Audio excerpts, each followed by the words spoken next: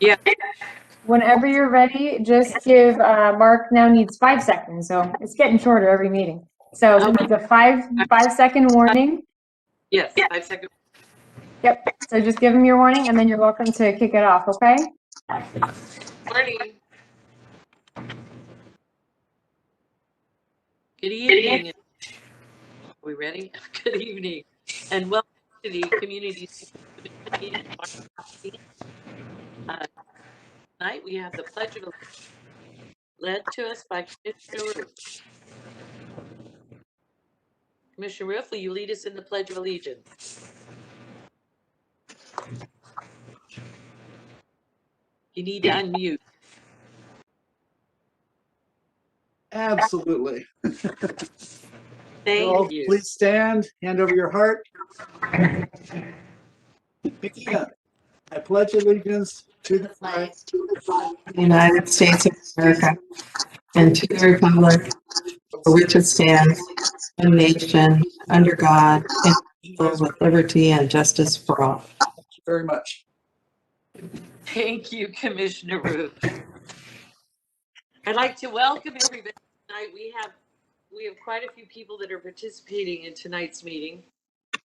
I would like to comment that unfortunately we are still meeting virtually, therefore we can't, of course, meet in person, and you can't attend in person. Anybody who does want to speak, to present questions to the city by 5 o'clock tonight. So I hope you're here if you want to speak. First, we'll start with the consent calendar. Are there any items any commissioner would like? We need to do a quick roll call. Oh, sorry, that's right. Caitlin, would you do a roll call for us, please? Of course. Please let us know if you are present. Commissioner Gonzowski. Here. Commissioner Roof. Present. Commissioner Reish. Here. Commissioner Smith. Here. Commissioner Vecchione. Here. Vice Chairperson Allen is absent in this meeting. And then Chairperson Avery. Present. Thank you, Kate. Now, are there any items that you would like to call? Yes, I'd like to pull consent calendar item number 2, please, just for clarification. Okay, we're pulling number 2. Anyone else? Okay, then do I have a motion to pass the consent calendar? So moved. Second. Second. All right, can we get a hand showing for our votes? All those in favor? Aye. Aye. Okay, that passed. Should I say anybody opposed? Okay, and we do need to pass, well, the minutes. Caitlin, did we pass the minutes in that lump sum? Yes, unless the minutes were pulled, they are included. Great. Sorry about that. Unless they were pulled, they are included in the consent calendar. Thank you. Okay, and then moving on. Okay. We can go right into the director's reports. Can I go ahead? Can I go ahead and address the reason why I pulled consent calendar item number 2, please? Sure, let's do it. On page 11 of our packet, it was interesting to read under notes. The second, well, it says February 21st, Kids Factory was held for 18 days at both CUSD and SVUSD with no Kids Factory on 2/15 and 2/15. Obviously, there was a mistake there. I just want to make sure that somebody realized there's a mistake there so that it can get corrected. With that, It says 2/12 and 2/15. That is what mine does as well. Mine says 2/12 and 2/15. I see it now. That is mine. Never mind. I'd like to go ahead and approve consent calendar item number 2. Is there a second? I second. All in favor? Aye. I see Aye. hand. Okay, passed. Okay, now we can go into the director's reports, correct? Am I missing something? Starting with the library and cultural services update. Good evening, everybody. It was a fairly quiet month for us last month, and in the interest of saving the time of the many people who are on the meeting today, and knowing it's going to be there's going to be a lot of people who have stuff to say, I'll keep my report short. I'm sure you've all read it. I'm happy to answer any questions. Just want to take a moment to commemorate exactly 1 year ago today, the library closed early at 6 p.m. for what we thought was going to be a 2-week closure of our facility, and ended up being the beginning of the weirdest year ever. So I just want to give a shout out to all of our library, cultural services, and all of the city staff and leadership for getting us through a very strange and challenging year. There's been a lot of uncertainty, a lot of ambiguity that we had to navigate. We really tried hard to continue to serve our community as best we can during a really challenging time. I've been really impressed with my staff and their creativity, their willingness to just roll with all of the changes and everything that's been going on. And we are looking forward to getting back to more normal services. We're still staffing vaccine pods, but starting in April, we're pulling back on our commitment of that. We'll still do a little bit of pod staffing, but we'll be moving towards reopening the library again. We'll start with appointments. And then ramp up from there, increasing hours and everything. So keep an eye out. We'll announce our dates probably within the next week, and start taking appointments and things for when we're able to reopen early in April. So we're excited to be able to, as we're moving back up the tiers, to be able to resume a lot more services, and everybody's ready to kind of get things a little bit more back to normal. So I'll leave it there, and happy to answer any questions about what was in the written report or anything else. I was happy to see that we're getting the passports services back. That's going to be great because my passport is expired. We're getting a lot of questions about passports, and so we did, because we were closed so long, we had to go through the full recertification process, which is a little bit of an ordeal, but we're just about ready. We've got some plexiglass coming for the passport office, and as soon as that's ready to go, we'll start taking passport appointments again. So it'll be offered a little bit differently. We won't be able to have people, gathering for walk-in evenings yet like we've done in the past, but we'll have appointments and be able to handle that. So yeah, we're excited about that. That's been a long time, and that's a real exciting service that we love to offer. People want to start dreaming about going somewhere. Exactly. Boy, me too. I tell you, I'm ready to travel. Are there any comments from the commissioners? Questions? Okay, Genesis, like usual. Thank you. Okay, moving on. Mark, you're next. Recreation and Community Services update. Thank you, and good evening, everybody. Just a few highlights. I wanted to let you know that we had a successful Oh Fit virtual 5K. It was great, even though we couldn't do it in person. We still had pretty good participation, with over 400 participants coming through the drive-through community health fair to pick up their items.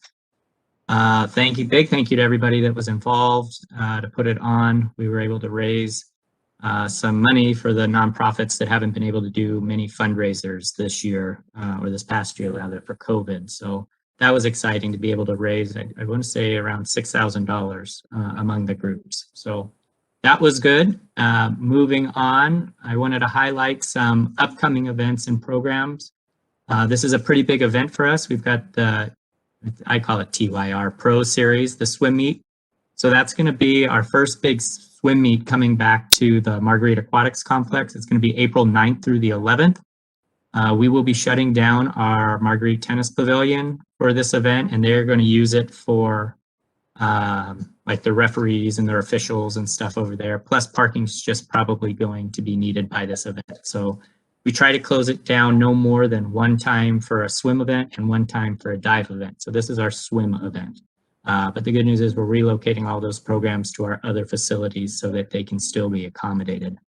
The big news about this, you'll see, is that they're going to close the bike lane and one lane going north on Marguerite, right by the Marguerite Aquatics Complex. This is for NBC is coming, and they're going to film the whole thing live on their network. So pretty big deal for Mission Viejo. There won't be any spectators. Sorry, no VIP invites for the commission. It's only going to be the athletes and a few coaches. They're going to come in, do their thing, and move on. So look for more updates on that, and maybe you'll even be able to watch it live while you're sitting at home. One thing I passed that I wanted to make a note of is the pickleball. We always talk about pickleball, and of course, again this month, pickleball out very quickly, and even by selling out, well, that's one of the reasons I wanted to share with you that we will be expanding some hours. So the first thing we're going to do, now that we're in red tier actually, is tomorrow, we're sending out a notice today that tomorrow our gym over at Sierra Recreation Center is opening. So we'll be able to open that at 10% capacity. And then come April, we're going to start expanding some of our hours at the different facilities. And I'll send you an email. There's a lot of changes and there's a lot of dates. And a lot of it's going to be dependent on being able to get, hire new HSTs, some part-time staff to come back and help us with facility coverage. So it's good. We're moving in the right direction. As we've told you last month, we're about running our facilities at 50%. This is going to increase it quite a bit. So we're excited to see that, but I'll email you with more details on the dates and what exactly we'll be opening up. But we'll see some more evening play at Felipe. We'll see some evening time at Sierra, some weekend time at the various facilities. So all good stuff. Couple last things I want to mention is I emailed you earlier today shouting from the rooftops, I guess, for lack of a better phrase, is that the city of Mission Viejo has won the Innovation Award through the CPRS Aquatic section. And I must give a big shout out to Liddy and all of her staff at the recreation centers for implementing the therapeutic recreation program, which is a spin-off or part of, rather, our SNAP initiative, our Special Needs Adaptive Programming. And so among all the entries throughout the state, Mission Viejo won it. And that goes to Lydia and her staff for doing a great job and thinking outside the box to help these people that really needed to have health and wellness in their lives and an opportunity to get out and do therapy for various reasons. And in some cases, people have said we've saved their lives. And so that's what's more motivating than that, right? I was going to highlight some of the drop and go food collection items, but they're listed in your report. So make sure you look through those. That's going to conclude my report tonight, unless there's any questions or comments. I did like that pickleball was taken up in 3 minutes. 3 minutes, that's it. Shows you how many people here play pickleball. I was sure that Pam was right on there. Commissioner Smith was right on there. Any commissioner comments? Anybody want to say anything to Mark? Quick question. With Sierra opening, you said 10%. Would that be the indoor gym? That is correct. So it'd be just the gymnasium or the gym. The fitness equipment is 10%. Yeah, so yeah. Remember when we opened briefly previously, it's roughly 4 people. And so 4 people will get in, and then those that come after that will wait until there's an opening. Do people have to make an appointment then to go in, or do they just kind of line up and, oh, we're at 4 and? No, it's first come, first serve, similar to what we're Okay. doing in Montenoso, where people come in, use the facility, and if we need to hold them back, we'll have markers on the concrete out front. It wasn't a problem last time, but I think people have the itch to get more involved, so I'm anxious to see what happens. And then as soon as we get into the orange tier, we'll be able to increase the capacity, so we'll get more people in there as well. Okay, great. Thank you, Mark, as usual. Fabulous. Okay, we are going to move on now to new business, item 9. the public service program for applications for fiscal year, Cdbg program, and I do know we have some comments, right? Assistant Chair Commissioner Reed. Okay, so we have 3 letters that were sent in, and I'm going to share those with you. The first one is from Nikki Cordero, and she's the Associate Director of Institutional Giving. Okay, she says, since 2004, South County Outreach has partnered with the City of Mission Viejo to offer hunger and homeless prevention services to more than 500 unduplicated low-income Mission Viejo residents each year. We have a vested interest in the city. SCO's president and CEO, Laval Brewer, lives in Mission Viejo and his family. Many of the agency's board members are fortunate enough to call Mission Viejo their home. SCO's application for the city's Cdbg program seeks to continue the expansion of our homeless prevention services to more Mission Viejo residents in the form of rental assistance, utility payments, and emergency food assistance. All of these programs are specifically tailored to help households at risk of homelessness and maintain stable housing. Prevention of homelessness must continue to be a high priority for the City of Mission Viejo.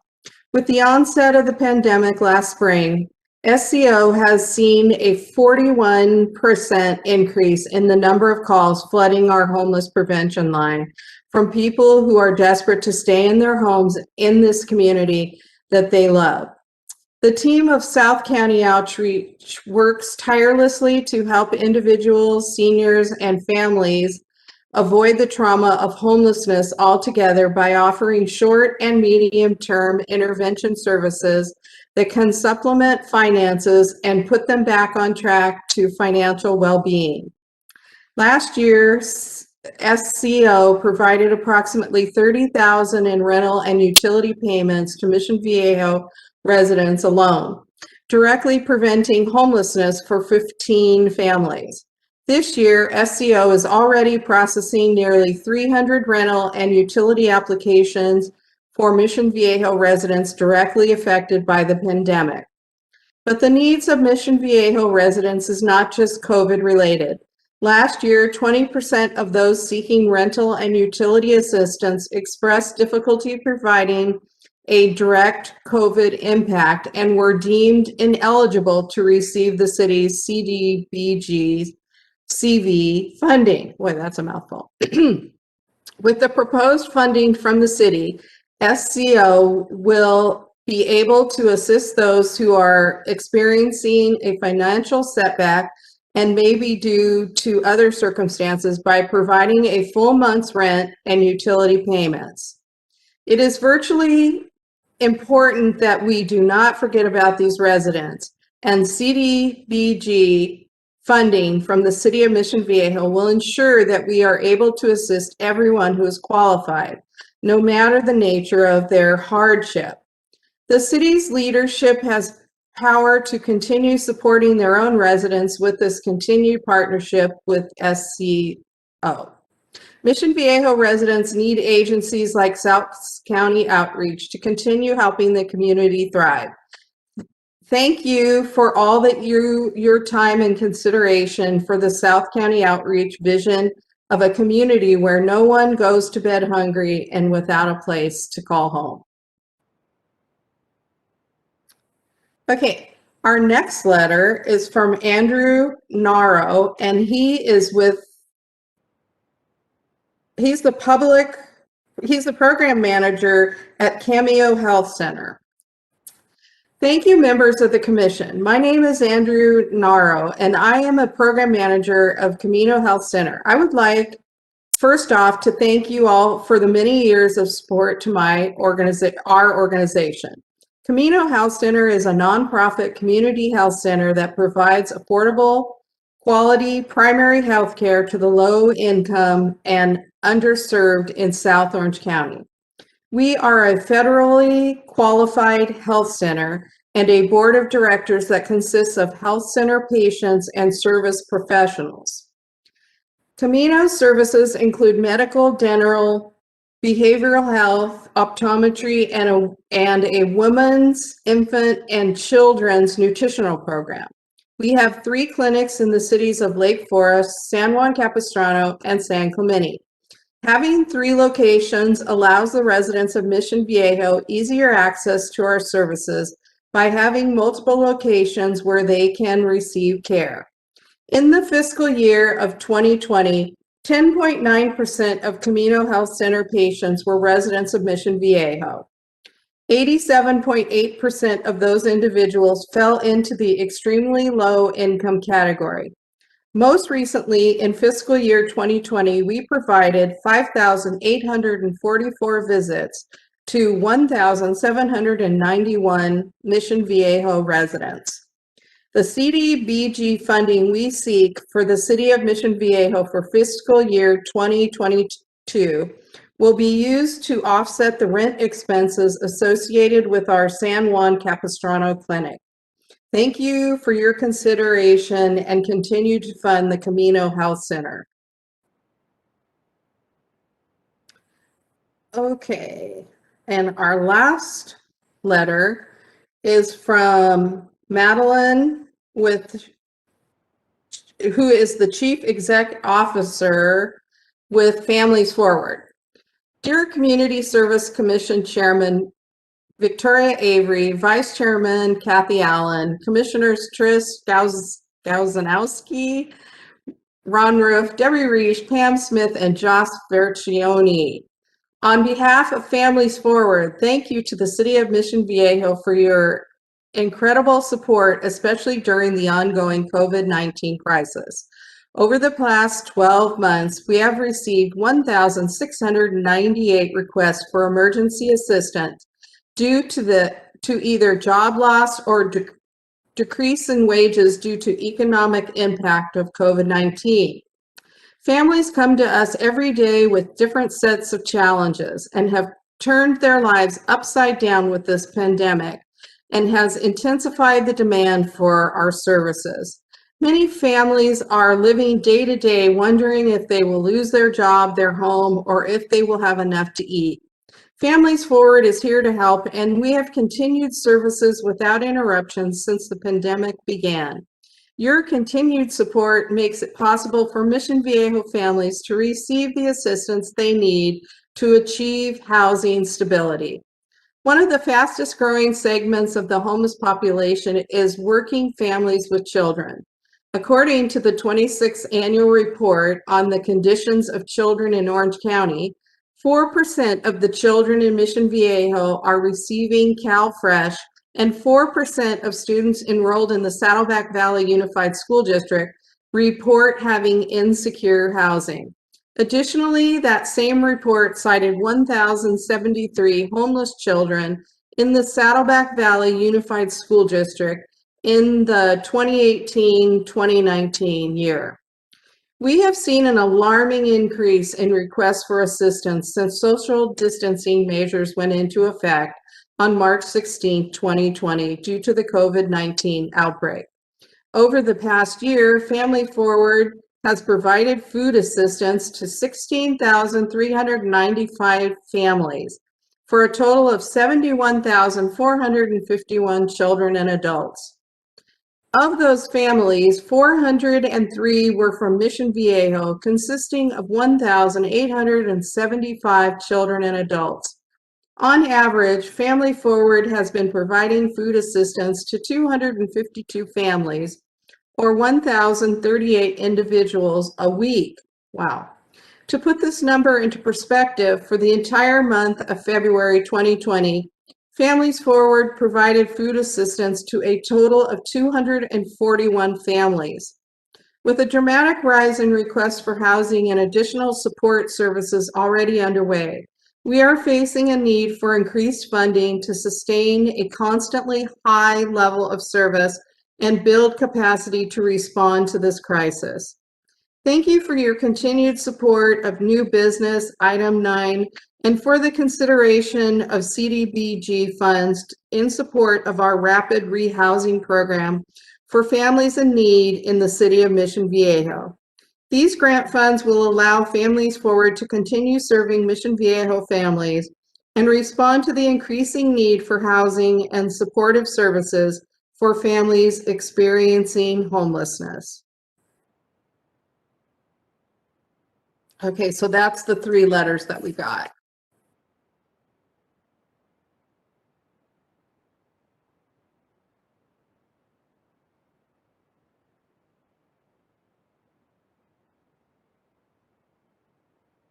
You're still muted, Victoria. I know, I just said very important things. It's a pity y'all missed them. Thank you. Thank you, Commissioner Reish. These funds are so important to our community, and I really appreciate all the work the city goes through to organize this for our benefit, because we had a lot to read this week. That was a lot. At this point, I can turn it over to the staff, and staff will help us out with this, correct? Well, I'm going to be calling on the people to speak. Are we ready for the speakers? No, those are for the next item. Okay. There should actually be a staff person on right now, Mike Linares, who will give you a report. Mike, thank you. Good evening. There you are. I am here. If you bear with me a second, I'm going to share my my screen in a PowerPoint.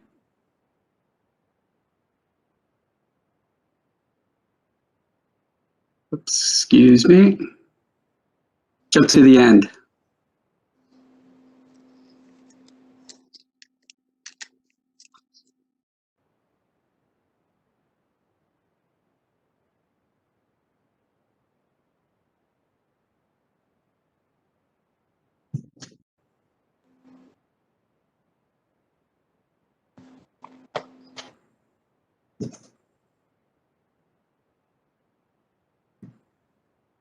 Bear with me, I apologize. There we go, sorry.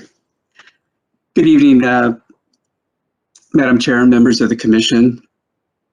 Thank you for the opportunity to present tonight the item before you, which is the fiscal year 21-22 Community Development Block Grant, or CDBG Public Service Grant recommendations.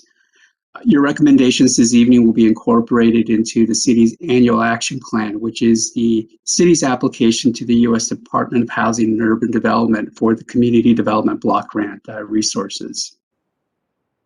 The city has already received notice from HUD that you're entitled to receive $383,901 for next fiscal year. It's just a little over $1,000 more than the current fiscal year. Preliminarily, the city will allocate the funds into 3 general categories: housing and capital projects, program administration, and public services. And it is the public service component that we are here tonight at the Commission to ask for your input and your recommendations. Public services are basically a broad range of social service programs that primarily benefit low and moderate income residents of Mission Viejo. In order to be eligible for CDBG funding, an activity must meet one of 3 national objectives: address an urgent need, which is defined as a national declared emergency, to address issues of slum and blight, or to benefit low and moderate income residents. This is where the city's program is primarily focused. In order to qualify, a program must benefit individuals, at least 51% of the program beneficiaries, I should say, must meet HUD's definition of a low and moderate income individual, which is a household with an income of 80% of the county median income. And in your staff report, I believe it's page 2, are the current income limits for Orange County. Additionally, HUD limits the amount of funding that can be used for public services to 15% of the city's annual grant. So for this coming year, the grant is $57,500, that's available for public service grant funds. The city published a notice of funding availability in January of this year. And in February, the city received 8 applications requesting over $107,000, which is approximately almost twice what is available for allocation. There were 3 first-time applicants for Mission Viejo Cdbg funding as part of the application pool. And those application summaries are in your staff report, and also we attached the applications as in the package that was presented to you. The City Council has charged the Community Services Commission with the task of reviewing the public service grant applications and making recommendations to the Planning and Transportation Commission. In turn, the Planning and Transportation Commission will make a recommendation to the City Council on the use of the entire grant. That meeting is scheduled for April, and eventually in May, we plan to present the action plan to the City Council for approval and then for authorization to submit their application to HUD for funding. With respect to the applications themselves, we utilized the application evaluation criteria that the City Council approved in 2015. The criteria was actually designed with input of your commission, of past commissions, to try to make the evaluation process as objective as possible. The rating for those applications are outlined in the staff report. Again, the initial funding recommendations from staff are on table 1 of your report and summarized by rating scores on table 4. To the best as possible, we try to make our recommendations based on the ranking, meaning that if an application ranked highest, we try to, for lack of a term, reward that application with as much funding as possible, close to what they requested or perhaps what it was available for them for the current year. The summary of the application rating based on all the criteria is attachment 6 to your agenda report. And finally, just a couple of things to bring to your attention as you consider this item.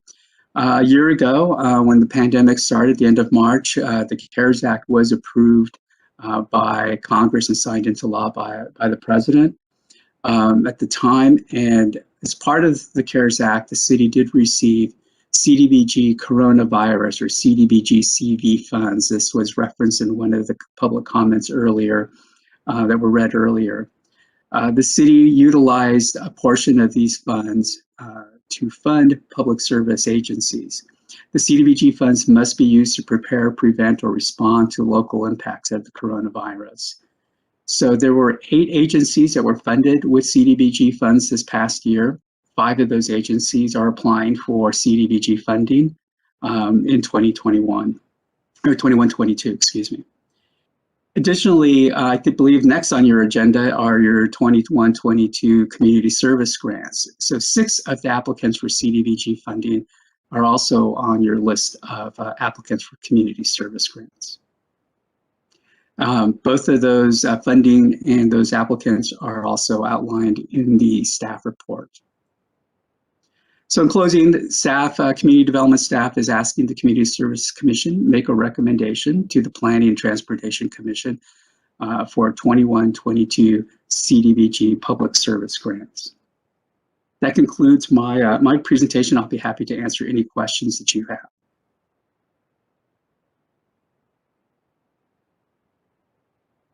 Commissioners, I can't see any the question, so please try and.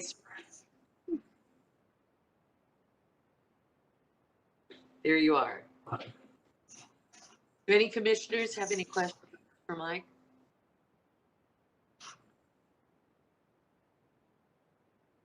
Nope. Guess not. Mike, thank you. Thank you. Okay, at this point, what you want is you're looking for the recommendations from us. That is correct, Madam Chair. Okay, and staff has made preliminary recommendations. Commission can move those forward, or you can make your own recommendations. Everyone has familiarized themselves with the recommendations the city has rated and the rating program, how it is rated. Does anybody have any comments about that? Then do I have a? I have a question, Madam Chairwoman. Yes. Are Who said that? these people that are here, they're going to present? They're going to speak to what we're voting on right now? You're going to give them an opportunity to speak, or how are we working this? That's for the community service. That's the next item. Only the next one. Then I will go Right. ahead and I will have to say that, Mike, you've done an outstanding job compared to what I saw in the years past. This was very well done, very well thought, organized, and I'd like to make the motion to go ahead and approve the recommendation presented to us as a commission. I second that. All right.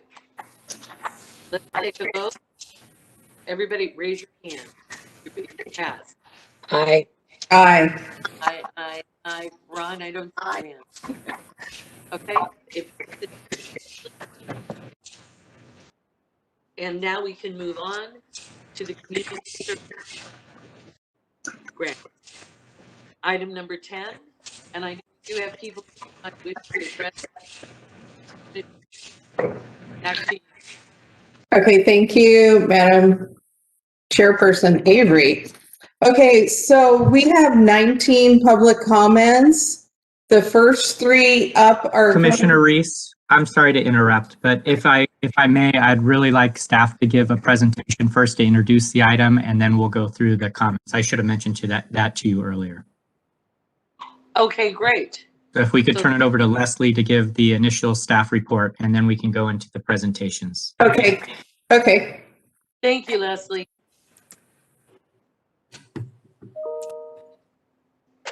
You're mute. You need to unmute. You're muted. Okay, there I am. All right, well, good evening, everyone. The item before you tonight is specific to our annual community service funding program. And for those that are not aware, the city sets aside general fund money every year to support agencies that serve Mission Viejo residents and the greater community as well. We go through a competitive RFP process that begins in January with release of online applications. And then our deadline for these applications is in March, and it was this year, March 1st. After that, we come to commission for opportunities for you to hear presentations from those that are applying for funds. So that is what we have tonight. It's called round one. So we did receive 19 applications by our deadline. No new agencies this year. We had 4 agencies that did not reapply for funding.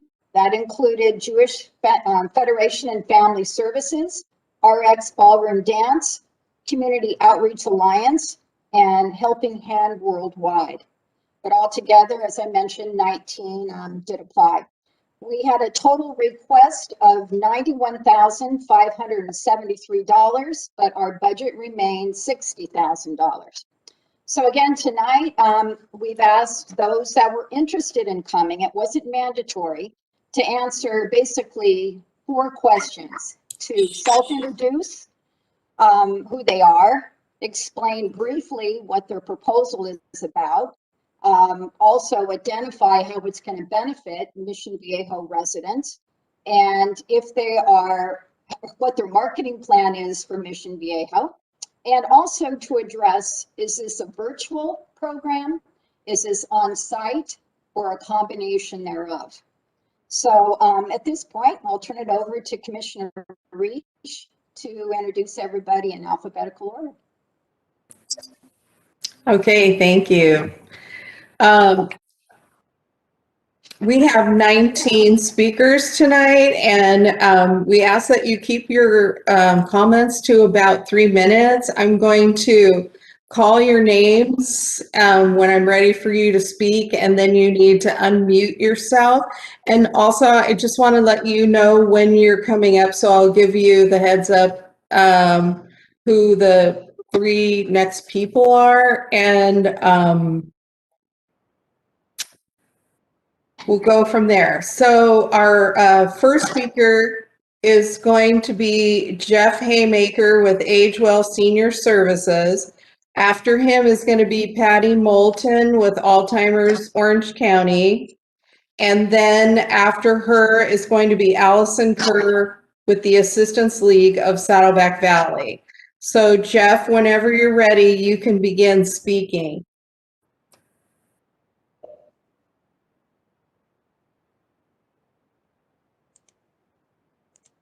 If Jeff isn't here, oh, he's there. I see him. Hi, sorry about that. Hi, I'm Jeff Haymaker. I represent AgeWell Senior Services, and I want to thank you for the opportunity to speak tonight. The City of Mission Viejo has been really supportive of AgeWell programs for seniors, both financially and by hosting our case management and Meals on Wheels programs at the Norman P. Murray Center. And we're just very grateful for this partnership, and I just want to, before I go into any more detail, extend my gratitude to you for that. AgeWell has two proposals out. We've got a CDBG proposal and a community service proposal. Now, I prepared tonight to talk about community service, so I hope I'm on the right track. Leslie, could you possibly confirm that for me? Yes. I'm very relieved to hear that. Okay. All right. So I could have talked about the other one, but tonight, AgeWell is requesting $3,500 to support the delivery of Meals on Wheels to Mission Viejo seniors. Community service funds would support close to 1,400 meals. Last program year, AgeWell volunteers delivered more than 51,000 meals to 260 Mission Viejo seniors. As you can imagine, as I know everybody else on this call is experiencing as well, COVID has really increased the demand on our services. In the second half of 2020, we delivered 35% more meals to 22% more Mission Viejo seniors than during that same period in 2019. AgeWell volunteers, gather each weekday at our Meals on Wheels distribution site at the Norman Murray Center. Each volunteer carries a hot lunch, a breakfast, and a cold or frozen dinner for each senior. They visit several seniors every day and deliver food directly to their homes. Each participating senior receives food every weekday.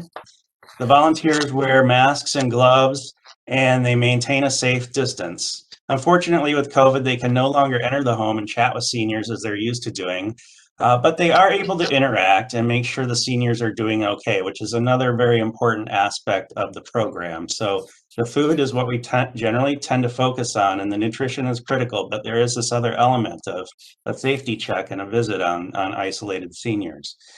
This has been tough for everybody, this social distancing, and we look forward to the day when we can interact in a more personal way.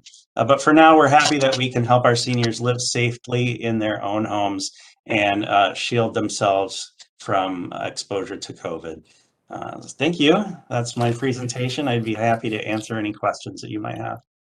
Thank you, Jeff. Are there any comments, commissioners? Any questions? I just have a comment. I have a comment. Yes. For Jeff. I have 7 seniors in my neighborhood who are receiving Meals on Wheels, and if it wasn't for Meals on Wheels, they wouldn't be eating.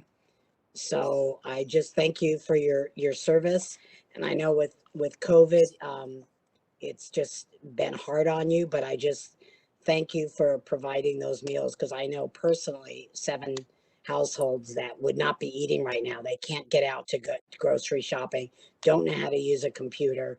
We're sick of my cooking. And so, so thank you very much for your hard work. Thank you for that comment. I appreciate it.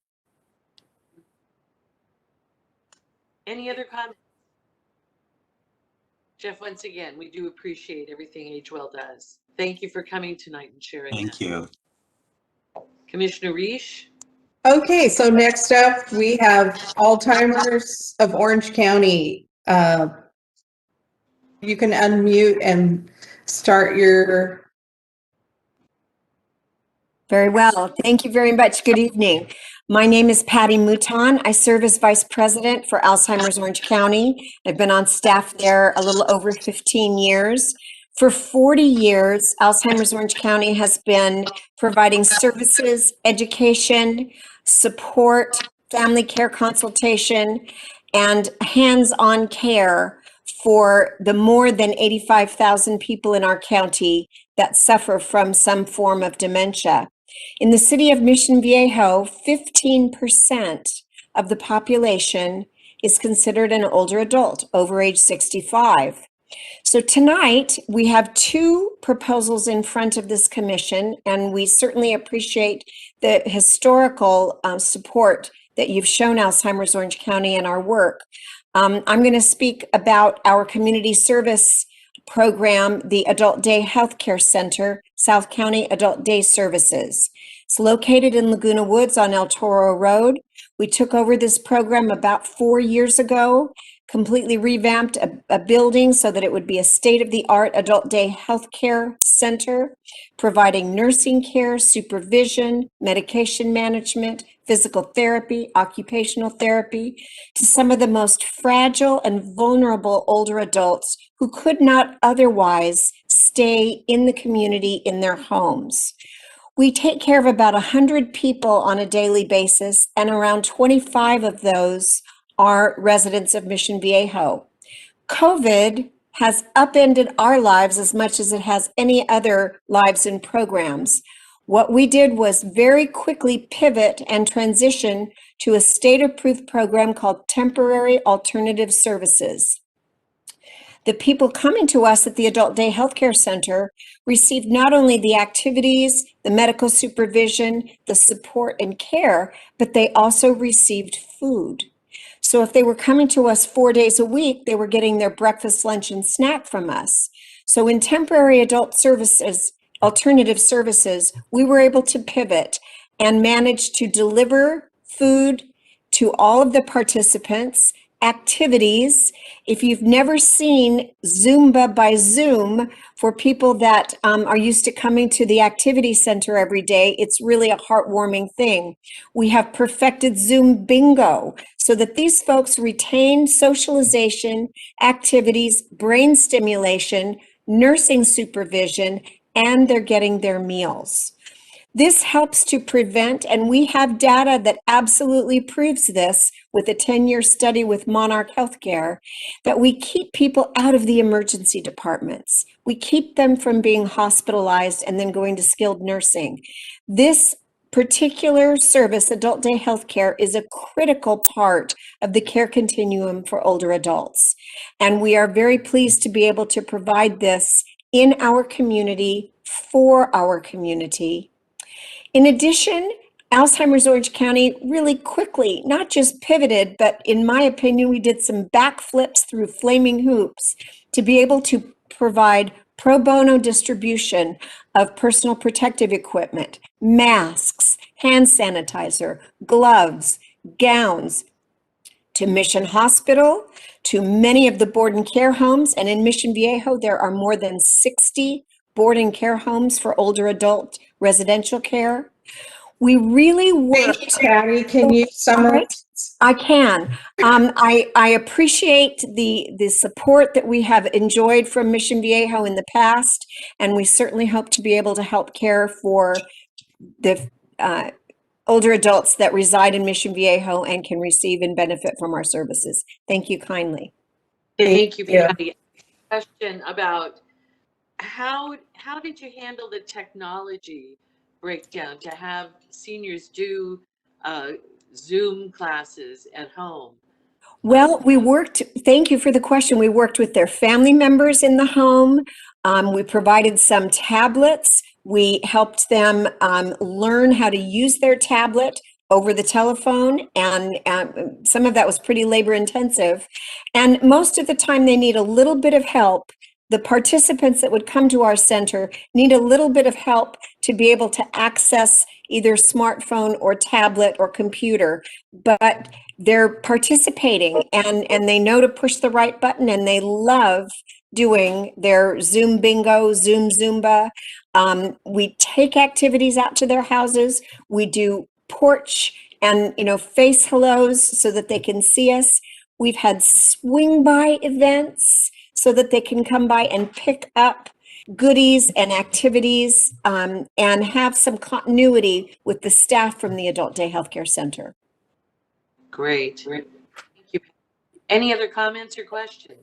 Patty, I know you're based in Irvine. Did you say Laguna Hills or Laguna Woods? You have a center? Did I Yes, hear that? yes. Oh, okay. Our Adult Day Healthcare Center is right on El Toro Road, right next door to St. Nicholas Church and the Olive Garden.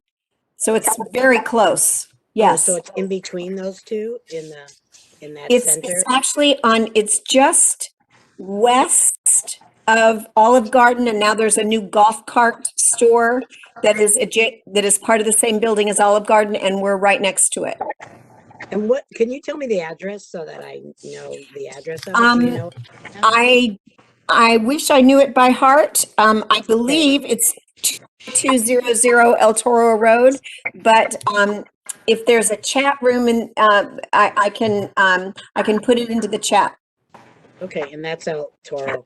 Okay, well, it's near St. Nicholas and Olive Garden, so I know those two places, so I'm sure I can find it. Thank you very much. Thank you. Thank you so much, Patty. Any other commissioners? All right, Commissioner Reese, back to you. All right, our next speaker is from the Assistance League of Saddleback Valley. You can unmute yourself. Hi, this is Darlene Carpenter. I'm actually speaking on behalf of Allison Kern this evening.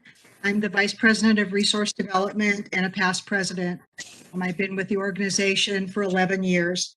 And I want to thank you, Madam Chair, and the commissioners for this evening and hearing us.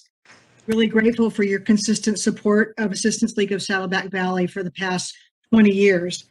Our group is a 100% volunteer group. We have no paid staff. This year, we're requesting $5,000 to support go for our Operation School Bell program, which is our program that all of our child-related philanthropies fall under Operation School Bell.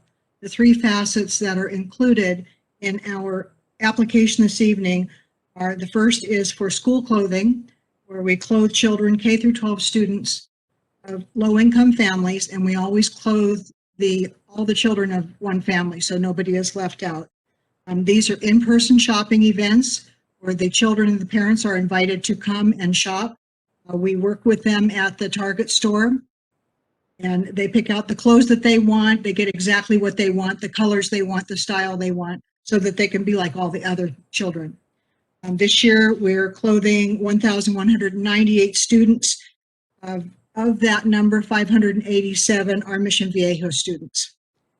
This year, we actually are clothing fewer students because we are not able to have as many students in the store at Target. So we're having more events, fewer students, more events, so that we can clothe as many as possible. So we're off our typical number is over 1,400, so we're a little lower, but we're doing our best to catch up. The next facet is our science field study program. Before COVID, we subsidized bus transportation to Viejo Canyon Elementary School, which is adjacent to O'Neill Park, for Title I elementary students to participate in a science workshop. This school is the oldest school in Orange County, was built in 1863, and it actually has a working farm. And so the children really get to experience some new ways of working with science and working with animals, getting a new perspective on things. Obviously, in-person trips are on hold for now. So this year's funding, we are actually allotting to the school to create science videos so that the schools can still benefit from this. The children don't have to be left out. These videos are not obviously funded by the Saddleback Valley Unified School District. That wasn't in their budget last year. They didn't know this was going to happen, but this is a way we can keep the children connected, and the videos will still be able to be used effectively next year when hopefully we are able to resume our bus transportation and take them out there in person to experience it. The last item that's in the funding is Links to Learning. And this is a program that provides subsidies to intermediate and high school teachers to purchase supplies, equipment, and books to enrich their curriculum. It is on hold at present. We expect to resume that program in the fall again. It's an in-person as far as the check presentation ceremony, but the teachers handle the individual purchases and then send us the receipts and affidavits that they've purchased the equipment with the money that we provided to them. The benefit of these programs to Mission Viejo residents, due to COVID, we had to use our 2019 Hi, Darlene. Can you summarize? Oh, sure. Let's see. 49.8% of Operation School Bell funding returns to Mission Viejo through these programs.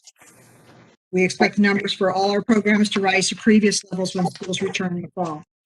As far as advertising, programs we work with the school district, obviously the confidentiality is very important for the children and parents. So schools provide the names and we don't promote it outside of the school district. Are there any questions? Thank you. Thank you, Darlene. That 3 minutes goes fast. Yes, it does. No. Are there questions for Darlene? Yes. Thank you for coming. Really. No question. There's a question. Ron has a question. Yes. We're yawning. Put my hand up, hoping that doing the right way on the side of Zoom there, but I guess that's not working. Say all the agencies on this call do an unbelievable job for our community, and I want you to know I appreciate it. Darlene, I have to ask you. I know quite on number 28 on the application talks about letters of reference, and you're not the only one I'm going to ask this question of. Why do you have a letter there from January of 2019 from a school that I'm sure has been in session since then? I would have, me personally, would appreciate seeing something that's more recent. Okay, so a more recent letter. Okay. I know you're doing the job, but when the public looks at this and sees you've got old information, it doesn't reflect well. But I know this is the one from Susie McMasters, right? Yes. Okay, we'll take care of that. Thank you. We'll get that back to you. Sure. Darlene, it was great having you here. I used to belong to that group, and it's really nice to see you. Oh, well, thank you. Thank you. Okay, so are there any other questions? No. Okay, so answer back. Thank you. Our next three speakers are going to be Patricia with Crime Survivors, Mary Purdue with Family Assistant Ministries, and Megan with Family Assistant Ministries. So if Patricia is here, you can unmute yourself and begin. Thank you so much for the opportunity to come this evening to present. My name is Patricia Wenskunas, and I'm the founder CEO of Crime Survivors. I'm also a survivor of attempted murder myself, and why I started the organization back in 2003 to bring awareness to our communities, to focus on prevention, advocacy, and healing for all victims of all violent crime. So families of murder, survivors of attempted murder, rape, domestic violence, sexual assault, child abuse, elder abuse, and human trafficking. And to also collaborate and partner with law enforcement, district attorneys, probation, elected officials, city officials, community members, as well as other nonprofits, hospitals, clinics, and other individuals. As you know, during this pandemic, COVID-19, it has been a struggle for all nonprofits and community members as well.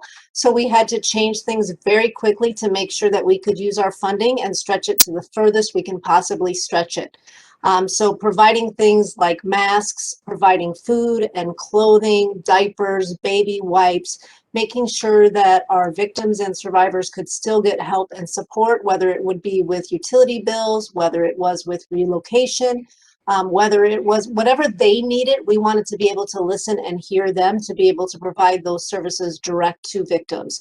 I'm very proud of our organization, our board members, our community members, our volunteers for stepping up to the plate to make sure that we could switch our programs online to Zoom, to be able to provide support groups 2 times a week to make sure that families were able to participate in that. We were able to also move our service provider roundtables that we host onto Zoom, where we have approximately other providers anywhere from, I think the lowest was 100 to 275 every Thursday from 10 till 12. So that collaborative partnership was able to not only help victims and survivors within Mission Viejo, but throughout Orange County and throughout Southern California as well. What we're asking for in our grant this evening, which we are truly grateful for the continued support and partnership of Mission Viejo in order to provide services directly to victims, survivors, and family members, because we feel that if you're going to help the victim, you have to help the entire family in order to break the cycles. of victimization and trauma, and also to get justice for those victims. As you know, it is a struggle and a battle right now for victims to be able to get the support and justice that they so need, but we're there to be able to help them throughout that process. And things like school backpacks, school supplies, iPads, computers, whether they need masks, whether they need food. We're helping, over 100 families every month with diapers and baby wipes. So again, we're providing everything that we possibly can to those victims. The grant this evening that we're asking for, we're going to also make sure that it's not only in person, but it's also virtual. So we'll continue with our support groups online. We'll continue with on-hand stuff. We'll deliver stuff to their home. They can pick up things here at our resource center. So whatever those families need, we're there to help and support them to break the cycles of trauma and victimization, but also work very closely with law enforcement as well as service providers. Again, we thank you so very much for this opportunity and this partnership, and we hope that you will consider this grant to be able to move forward in this new year. Thank you. I have a question about your onboarding process. During COVID, how are you able to accept and onboard the same numbers you were before? Because in person, I would think it would just be easier for them. I'm trying to picture somebody experiencing something like that and then going virtually to become part of a support or to get the support. It's very, very challenging and very difficult. So we've done a lot of one-on-one phone calls, but we've been able to do our Zoom Art for Healing, self-defense and safety, as well as weekly support groups 2 times a week, actually. And a lot of the victims and survivors would actually not have their face on the screen. They would have their name only. And after a couple of times attending, they would actually turn on their screen so we could see them, because then they were comfortable with other individuals. But our numbers have gone through, because a lot of victims are also not reporting to law enforcement, but they're coming to us to get help and support. So that's a challenge in itself. But for instance, for Christmas, we had our largest turnout. We helped over 1,300 children with toys, gift cards, and over 350 families with meal boxes and gift cards. And we did actually a drive-through where they could drive through, and we put it right into their vehicles. So we've helped more victims and survivors during COVID than we ever had in 18 years. Wow. Any other commissioner comments? Thank you so much for all that you do. Thank you. Commissioner Reich, next. Okay, so next up we have Mary with Family Assistance Ministries. Yes, hello, good evening, and thank you for the opportunity to speak, and thank you for the wonderful partnership. We so appreciate you. I'm actually going to step aside and let the next speaker you have on the list, Megan Douthit, who is also from Family Assistance Ministries. I'm here to support her, so I'm gonna bow out. Okay, so I'll jump in. Good evening. I'm Megan, the Development Associate from FAM. Thank you for allowing us to speak about our partnership. FAM has been partnering with the City of Mission Viejo since our inception in 1999. This year, we're requesting Cdbg and community service funding in support of our hunger and homeless prevention program. Through this program, we provide stabilizing services to low-income individuals and families. FAM is serving Mission Viejo residents with food, personal care items, case management, workforce development, and financial counseling, alongside access to client cash aid to help with rental and utility assistance, as well as homeward bound, emergency shelter, and interim transitional shelter support.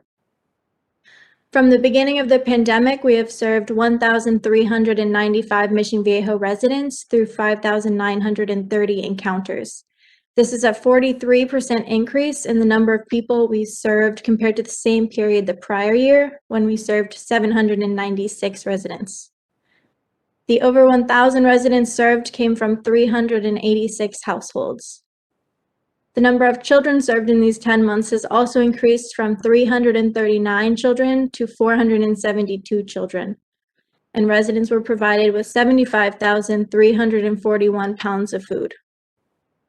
Since February 1st, FAM has been the lead agency for the South SPA's Emergency Rental Assistance, or ERA program.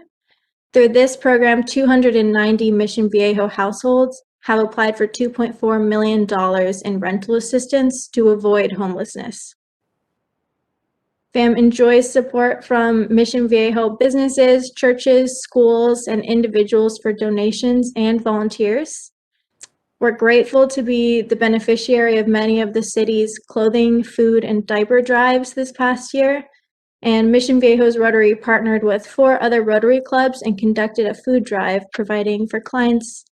And pre-pandemic, we served homeless students at Saddleback College.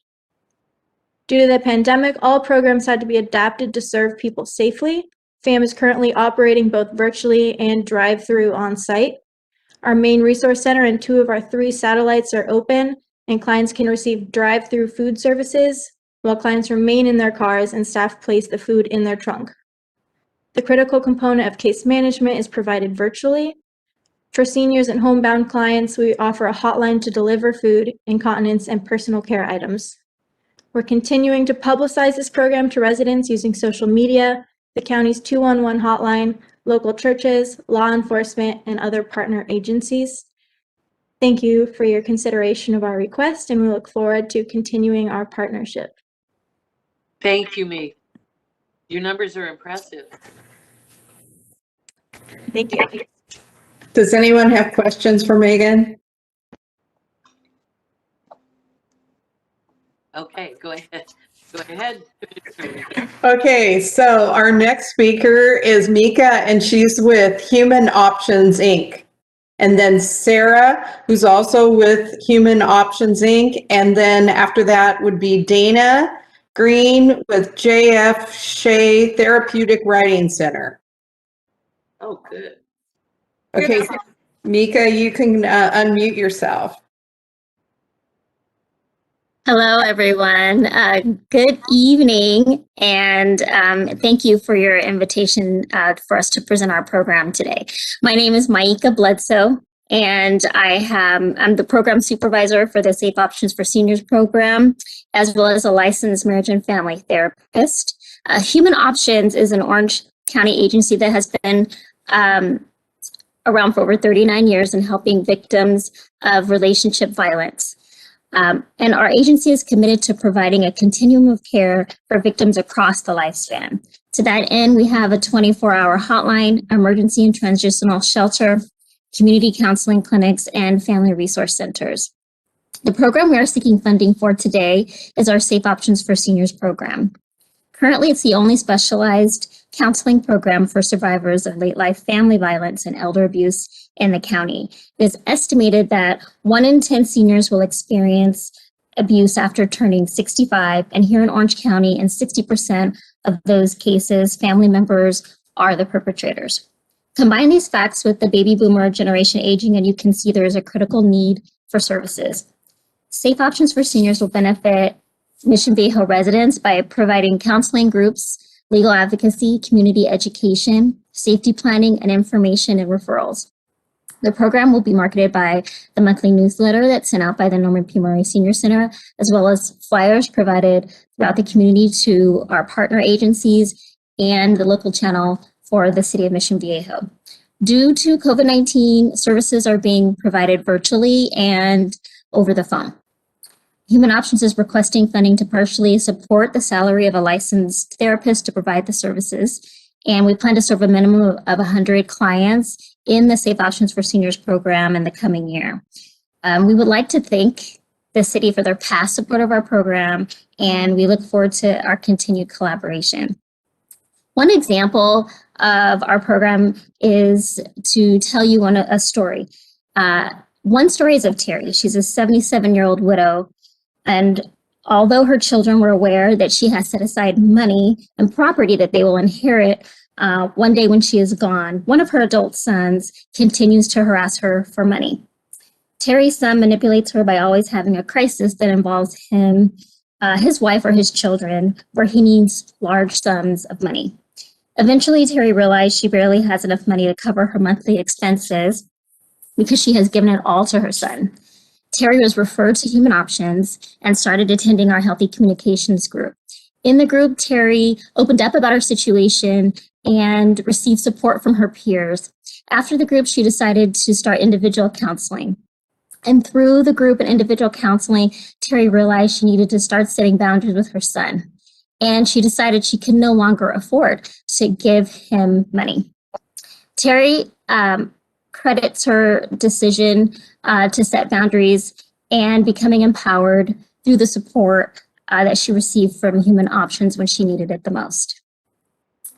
Thank you, and I am happy to answer any questions that you might have. Thank you, Maika. Are there any questions from the commissioners? Thank you for coming and speaking with us this evening. Thank you very much. I appreciate it. Commissioner Reich? Sarah, did you also want to speak tonight? No, thank you. I'm just here for support for Maika and if there was any other questions that you wanted answers to. So thank you for your time. Great. Thank you so much. All right, bye-bye. Okay, so next up we have Dana Green with the Therapeutic Writing Center. Good evening, and thank you for hosting this great meeting. It's nice to see you all because we missed out last year. And I'm Dana Green. I've been a staff member at the Shea Center for 14 years. I'm executive assistant and development associate. And we're really grateful for all of the support that we've received from the City of Mission Viejo. You've been supporting the Shea Center for over 20 years. We're 43 years old this year, so it's half of our life about. And we're grateful for the opportunity and the generous giving that makes it possible for us to serve children and adults with disabilities. The Shea Center is dedicated to improving the lives of people with disabilities through therapeutic horse-related programs.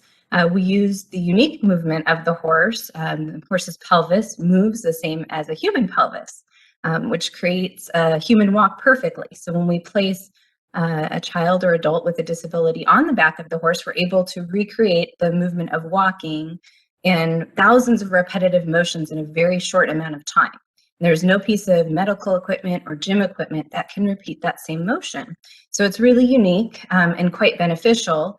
We're a long-term therapy service. We provide physical therapy, occupational therapy, and speech therapy.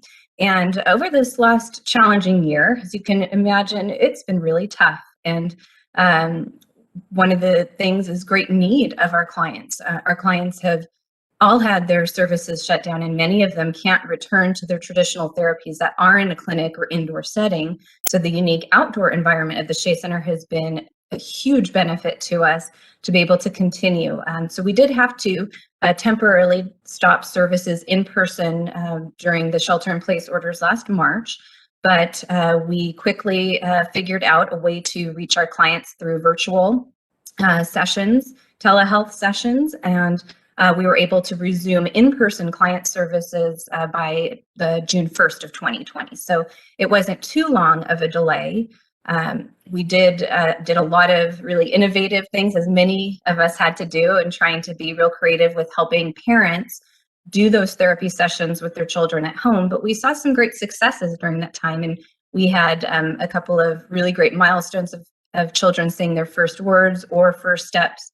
And that was all during COVID. So even though we were virtual, there was still a lot of great joy and hope and wonderful things happening last year. But the best was when we were able to reopen, and we did a phased reopening. So we gradually brought people back, testing the waters, making sure that our safety measures were working and effective. And I wanted to share with you one of the stories that I had included in our grant proposal, and hopefully you can see it, is Bryn's story. She is a resident of Mission Viejo. She's 10 years old, and she's also a cancer warrior. And I just love her picture because she's such a smiling, beautiful young lady. And she's had some really challenging times. And during COVID, she was doing chemotherapy sessions, which meant her immune system was extra compromised. And she really didn't have any place to go to build up her strength. And it was a really difficult time. So having the opportunity to come to the Shea Center has been really wonderful for her family. And she continues to ride every week with us, and was featured. We did our barbecue event, our big annual event this year virtually, and it was a great success. And Bryn was able to showcase some really special things that she's bonded with her horse Remy there that you saw in the picture. Can you summarize, Dana? Yes, so that is it. And I just want to say thank you so much for the support. We're really grateful. Thank I you. love what it does. The Shea Center is an amazing organization, so thank you for everything. Any commissioner questions or comments? Yes, Commissioner Smith. Yes, I just want to say a couple years ago, a fellow commissioner and I decided that we would go down and visit the Shea facility. And we kind of were looking and we expected this, oh, it's got to be this little stable with a couple of horses. And we couldn't believe what we saw. I mean, you do an amazing job. And there were adults there when we were there that were participating and stuff. And we were just really, really impressed. I have a friend who I think has been volunteering there for like 10, 12, 14 years, Terry Bayless. Oh, I grew up with Terry's daughters and sons. Yes. All her kids. Yeah. Yes. So, she just raves about it. She just loves volunteering there. So I just want to tell you what a great job you do, what a great facility it is. Oh, thank you. And we love our volunteers too. Thank you, Dana. Commissioner Reish, who do we have? Josh, did you want to say something? I had a quick question because I know you have so many volunteers. What is the age that you take volunteers? They can start at 14. Oh, at 14. Okay. All right. Yes. My daughter is 16 and wants to be a vet. So I think she's asked me about it before. So it's great to know that she would be of age. So great. Sure. I'll put my email in the chat. If you'd like to email me, I can make sure you have the link and all the information. Oh, great. Thank you. If you would do that. Thank you. And Caitlin, would you send that to me? Thank you. Okay, thank you. Okay, next up we have Karen Stein from Laura's House. After that, we have Cordell Hagman from Mercy House. Excuse me, Commissioner Reish. Sorry, I think we have one more speaker that wants to talk or ask a question. Commissioner. Okay, sorry, Ron, I didn't see you there. That's okay. Dana, I just have to say, when are you going to be opening up again? Because umpteen millions of years ago, you let our commissioners actually come and give ribbons to the kids, which was just an awesome, awesome event. And if you haven't been down there to be in an event like that, it's an eye-opener. That's a great question. We're actually talking about doing that for our June Writer Recognition Week. We've got our schedule really spread out to reduce the number of people on site at one time. So we think that we're going to be able to bring in special guest ribbon presenters each hour during our client sessions. So I will definitely share that information. We would love to have you come, any of the commissioners come and present. Thank you. It was a lot of fun. Memorable experience. I love watching. So Karen, if you're there, you can unmute yourself. Hi, my name is Karen Stein, and I apologize. When we did the test yesterday, my picture was up there on the screen, and for some reason today, my video camera will not work. So I hope you can all hear me. Many of you have seen my face before with Laura's House, as I've been with the agency for 22 years now. But I want to just say thank you on behalf of Laura's House to the commission and the city for the support that we have received over the past. It's been vital for us to serve residents of Mission Viejo with very intensive domestic violence related services. And just letting you know that during the pandemic time, we actually have been experiencing a 40% increase to our hotline, which has resumed with nonstop services at all times during the pandemic. So we have received 40% increase in calls to that crisis hotline. As you can imagine, with victims of domestic violence, the pandemic has really exacerbated issues from the standpoint of it has increased their isolation, has increased trigger factors for abusive partners, such as income changes and just additional stressors with children being home and themselves being home 24/7. Also, limited external resources has had an impact on access, such as when the courts closed, and other support services that our domestic violence survivors have relied on. So Laura's House has become that primary liaison. Orange County Sheriff Don Barnes also reported that in Orange County, through the pandemic period, they've been seeing a 25% increase in calls for domestic and family violence related calls. So we know that as soon as the pandemic restrictions are lifted, that our services will be needed more than ever. We are requesting $5,000 to support specifically residents of Mission Viejo being served through our programs. Mission Viejo is one of our largest service numbers that we do provide domestic violence services to, and that's about 4.6% of our 23,000 that we serve. So in 2021 and 22, we anticipate serving 1,080 Mission Viejo residents, with 60 of those being served through our 24-hour crisis hotline, 56 through our emergency shelter and transitional shelter programs, counseling and legal services, 85 residents, our youth violence prevention and education workshops, 535 teens, and through community education and outreach, 395 residents. We are doing services both in person and virtually. We did transition extremely quickly when the stay-at-home orders came into place to ensure that victims were being served. So we transitioned to encrypted telehealth platforms for those that are non-residential levels of services and our community education programs, and actually have shown an increase in those services we've been able to do for that. Our shelter programs were Karen, can you summarize? Guidelines. Sure. So implementing the CDC guidelines for safety and health at all of the programs. So we do anticipate continuing both virtual and in-person services. So again, I'd just like to say thank you to the commission, and I apologize, I'm struggling with a sinus infection, so I have laryngitis. So I appreciate your time, and if you have any questions, I'm available to answer those. Thank you so much. Yeah, Laura's house. Do you, Ron, if you have, I just, Karen, you do a great job, just like I said, all the other agencies, and I promised that I would bring this up to the next agency that had letters of references.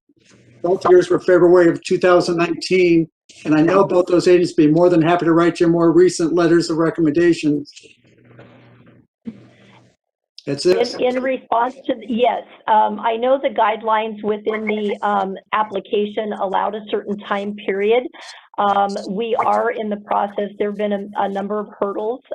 We actually transitioned to a new location in the middle of the pandemic. So moving and getting resettled in Aliso Viejo.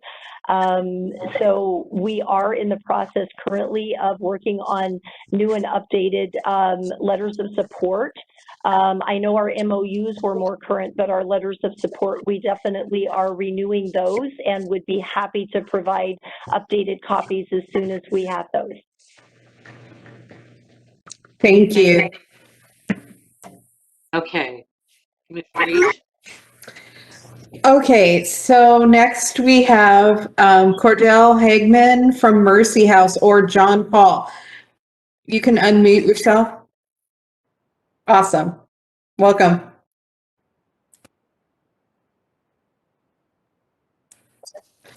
We can't hear you.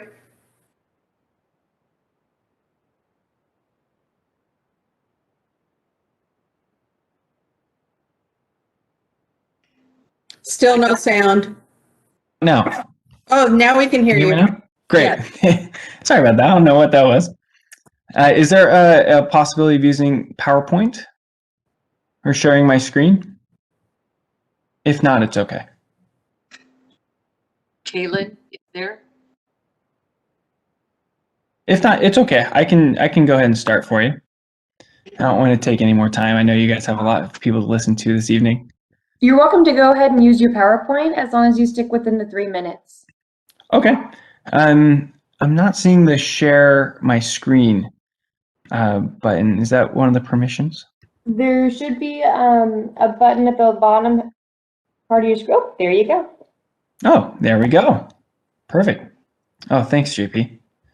You go the first slide. Good evening. Thank you for allowing me on behalf of Mercy House the opportunity to present to you this evening.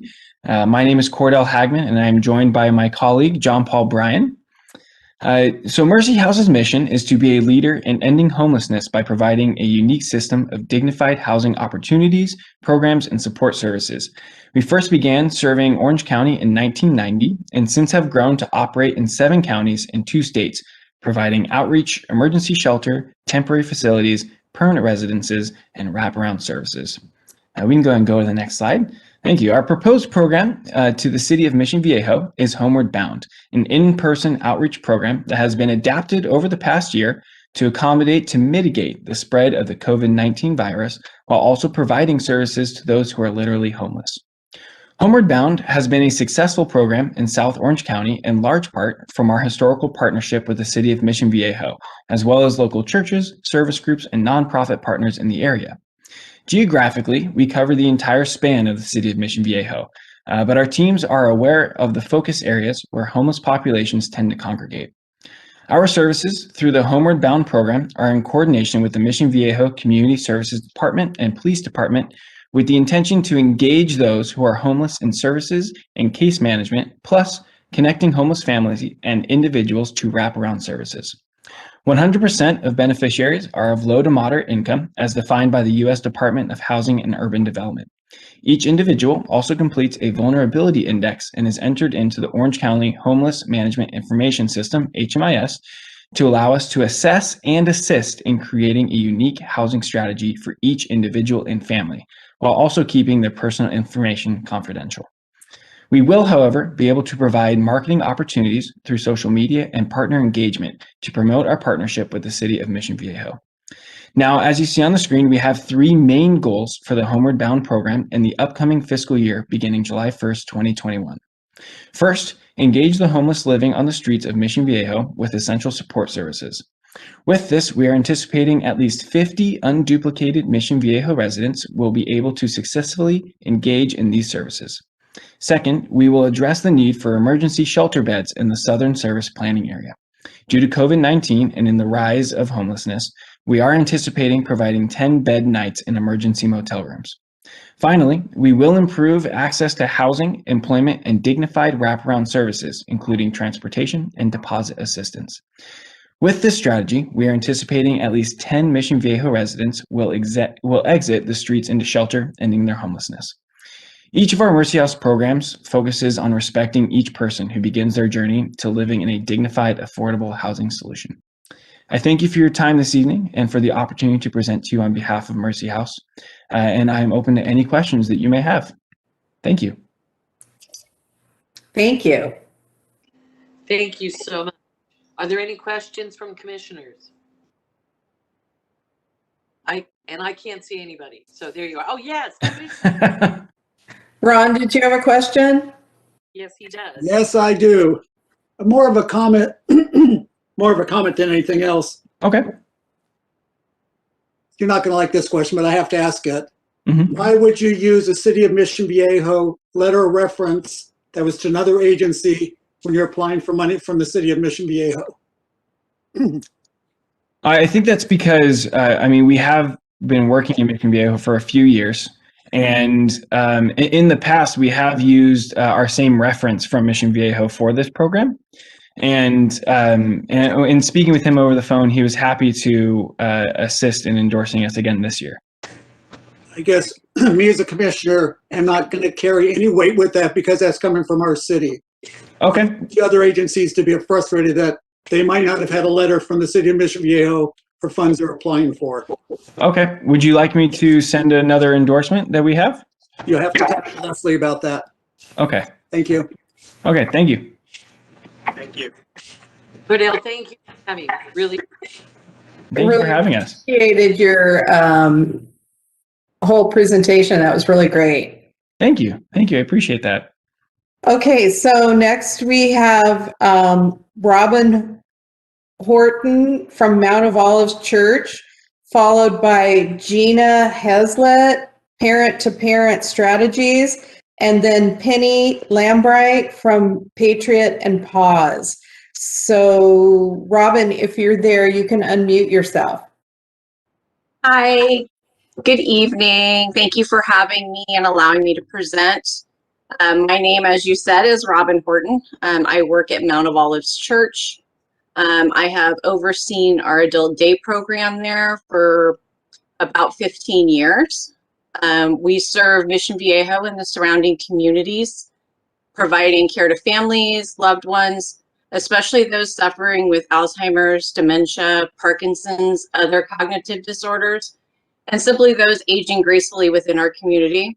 We've been serving the community of Mission Viejo with this program for 34 years. Mount of Olives is the first church in Mission Viejo, so we've been in the community for much longer than that, but we have this program for the last 34 years. Our program is one of two social model adult day programs in South County. However, we are now currently the only one open and operating. As a social model program, we focus to maintain and improve mental and physical health of our clients. One thing that we're able to offer that the other programs are not is an intergenerational collaboration with our Robert H. Lang preschool, which is the first preschool of Mission Viejo. The kids and our clients, which they call the grandmas and the grandpas, get together weekly pre-COVID and do story time, crafts, entertainment, games. So we're looking forward to COVID being done so that they can get back together again. Our program promotes independence through a rich social environment, but it also provides respite, support, education, and encouragement to the caregivers, which is also the added component of Alzheimer's and dementia. Some of our activities are art, music, reminiscing therapy, chair exercise, and of course, daily bingo. Our program benefits Mission Viejo and its residents by having a loving and licensed care program that specializes in caring for these families that are going through this time through aging. Although we may serve fewer residents than some of the other programs do in a year, we deeply impact these families and look to be a partner with Mission Viejo for care and seniors in the coming year. We track our incoming clients and how they found out about us. Most of our clients come to us through personal referrals. However, we have a team of volunteers that regularly visits doctors' offices, churches, and other places of worship to get the word out. And we also utilize videos, social media, Facebook, Google Ads. But one of our key components is partnerships with other organizations. So we partner with Alzheimer's Association and host support groups for them. We partner with Alzheimer's Family Services, Alzheimer's OC, Hoag Hospital, AgeWell, local community centers, and the Caregiver Resource Center of Orange County. These partnerships are valuable because it allows us to know the resources to help better serve our families. During 2020, we closed for 3 months and reopened in June of 2020. But due to COVID, we saw a 56% loss of income and loss of decreased client numbers and reduced days we were able to provide service. This funding will help us add staffing to serve more families in our community. So I appreciate your time in considering supporting our program and continuing our work together in Mission Viejo. Thank you. Absolutely. Commissioner, I have a yes. question. Thank you. I have a question, Robin. What does it cost for someone to attend the adult day program? So our program runs Monday through Friday, 8 a.m. to 4 p.m. The current daily rate is $95 a day. About 7 or 8 years ago, Scan Healthcare paid for our programming as a caregiver respite program. They're not currently doing that, so it's all private pay, but it does include snacks and it does include a hot lunch through AgeWell for that $95 fee a day. So that's about $475 a week for the Yeah, 5 but days. most people don't attend 5 days. Very few of our clients actually attend 5 days. So most will attend 3. Some will attend 2, but we try not to do fewer than 1 because of schedules, and continuity and routine is really important with this group. So do you offer any scholarship program for anyone that can't afford $95 a day?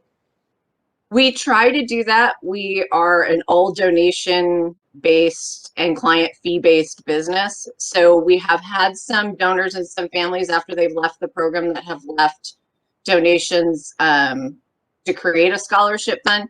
But honestly, it goes to about cover, maybe a day a week for a period of time to help kind of get those families started. Okay. Thank you. Absolutely. Thank you, Robin. Any other questions? Thank you so much for allowing me to present. Have a good evening. Thank you, Robin. Thank you. Okay, our next speaker is Gina with Parent to Parent Strategies. Gina Hazelet, you can unmute yourself. Wow. You are right on schedule, ahead of schedule. That's great. Hi, I'm Gina Siska Hazlitt. I'm unmuted, right? Yes. I am the executive director of a nonprofit organization called Parent to Parent Strategies. We run a parent support group called Because I Love You, otherwise known as Billy. I've been involved in Billy since 2011 when I began attending as a parent in crisis. And I've been acting as executive director since 2015 when we launched Parent to Parent Strategies. Billy is a free, action-oriented parent support group for parents of any age child, adult, or youth dealing with any issues.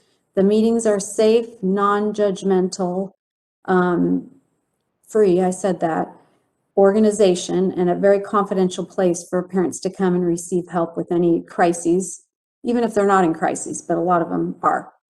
We work with the parents to come up with new ways of being loving and firm and setting boundaries. It's action-based. I mentioned that parents go home with homework, so it's very productive. The meetings are very productive. And we also provide resources for parents and for their children to consider. As an example of the range of issues that we have currently, there's a meeting actually going on right now upstairs here on Zoom, but a good number of the parents attending are dealing with children and young adults who are abusing marijuana and alcohol. But at the same time, for example, now we have parents of a 14-year-old daughter who is having mental health problems and behavioral issues. And we have a single father of a 39-year-old young man who has Down syndrome. So the Billy principles apply to all of those situations. And we help parents change what they're doing, change things up in order to improve their lives and the lives of their children. We focus on boundaries with love, always empathy and boundaries, firm and loving. That's kind of our theme. We currently are running 2 meetings every week on Zoom. And we plan to continue having 1 weekly meeting on Zoom, even when we can return to our live meetings. And with this grant, we plan to pursue contacting Mission Viejo schools specifically and focusing mostly on middle and high schools, but kind of creating a relationship with each school, because we find that the schools that's where a lot of the parents end up becoming interested in Billy. So we would focus on the middle schools and high schools in Mission Viejo, and also the therapists throughout the city. contacting and creating relationship with the therapist. We've done that successfully in 2 other towns, San Clemente and Encinitas, and the therapists refer us a lot. And also we want to spend time pursuing our relationship with Mission Hospital and the programs they have. And then Gina, can you summarize? Summarize everything? Well, we just have 3 minutes for everybody, and we just want to give you the heads up. Okay, I'm done. I thought I was under 3 minutes, sorry. So that's all. Our goal is to reach all the residents in Mission Viejo. Sorry, when I practiced, it was way under, so I must be going slow. So yes, that is our goal, and that is what we do. Thank you. Gina, thank you so much. Yes, Joshua. I wanted to tell you that you came in, they did a presentation, Leslie, I think you'll remember what event that was. And at the time I had a friend that was desperate. And I will tell you that your organization saved not only the daughter's life, but the family. And they are doing well now because of the parenting skills they got and the boundaries they learned. And I'm just very thankful for you for that. Wow, thank you so much. My time here was worth it just for that. Thank you so much. You're I welcome. appreciate Thank it. you. Thank you, Gina. We appreciate you being here. Thank you very much. All right. Commissioner Reish. Hi, Penny. I see you're there. You can unmute yourself and start your presentation. Good evening, everybody. Thank you so much for giving Patriots and Paws some time to tell you about what we do. We provide any veteran, any active duty, any reservist practical home furnishings through the generous donations of the community. Since we started at the end of 2011, we have helped over 8,200 families, and we serve from Fresno south.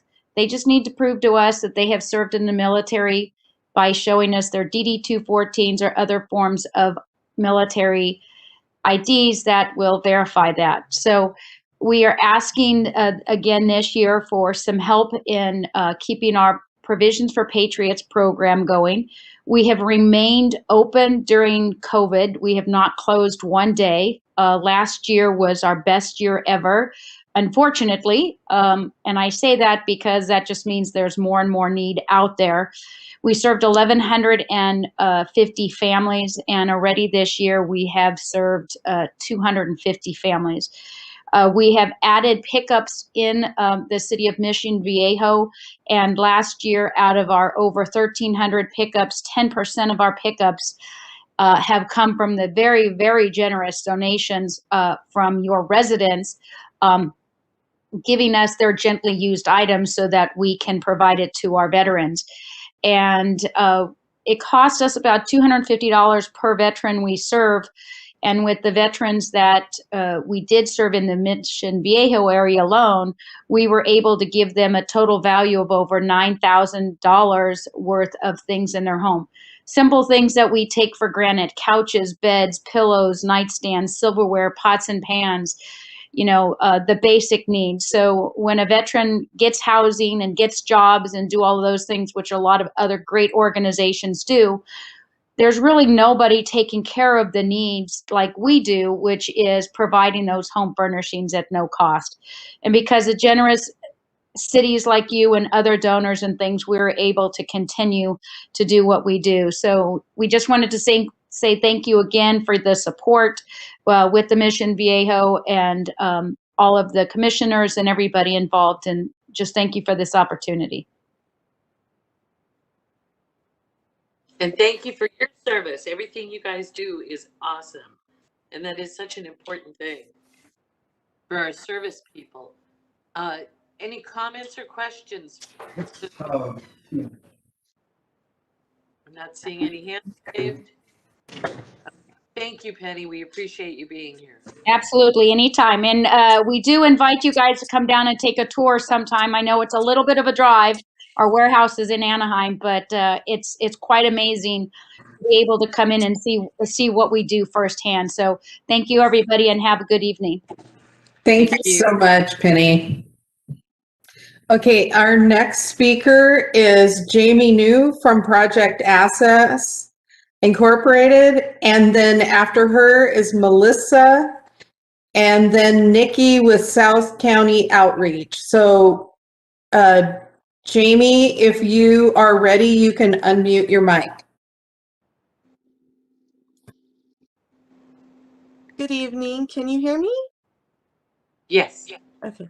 So unfortunately, Jamie is not able to be here this evening, but my name is Melissa Mesquita, and I'm the Donor Relations Specialist for Project Access.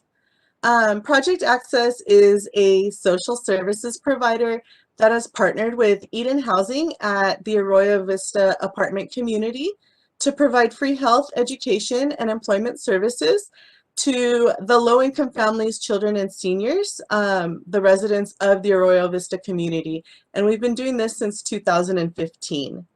I personally have been with Project Access for 5.5 years now. And prior to becoming the donor relations specialist, I was fortunate enough to serve another local resource center as the resident services coordinator. So I have firsthand knowledge and experience of the value and impact that Project Access has on the lives of our residents. This year, we have requested funding for our Pathways to Prosperity initiative, which is designed to provide both virtual and in-person. Normally it would be in person, but due to COVID, we did have to switch to virtual, and now we're doing hybrid. We're in the process of getting back into our normal groove. A place-based wraparound services meeting the diverse and evolving needs of our Mission Viejo residents. So our goal is to stabilize the existing generation in subsidized housing and prevent the next generation from needing it. In 2020, we provided meaningful services to more than 160 individuals, including addressing the food scarcity issue, which many of our residents have been faced with due to COVID, and after-school programming for youth.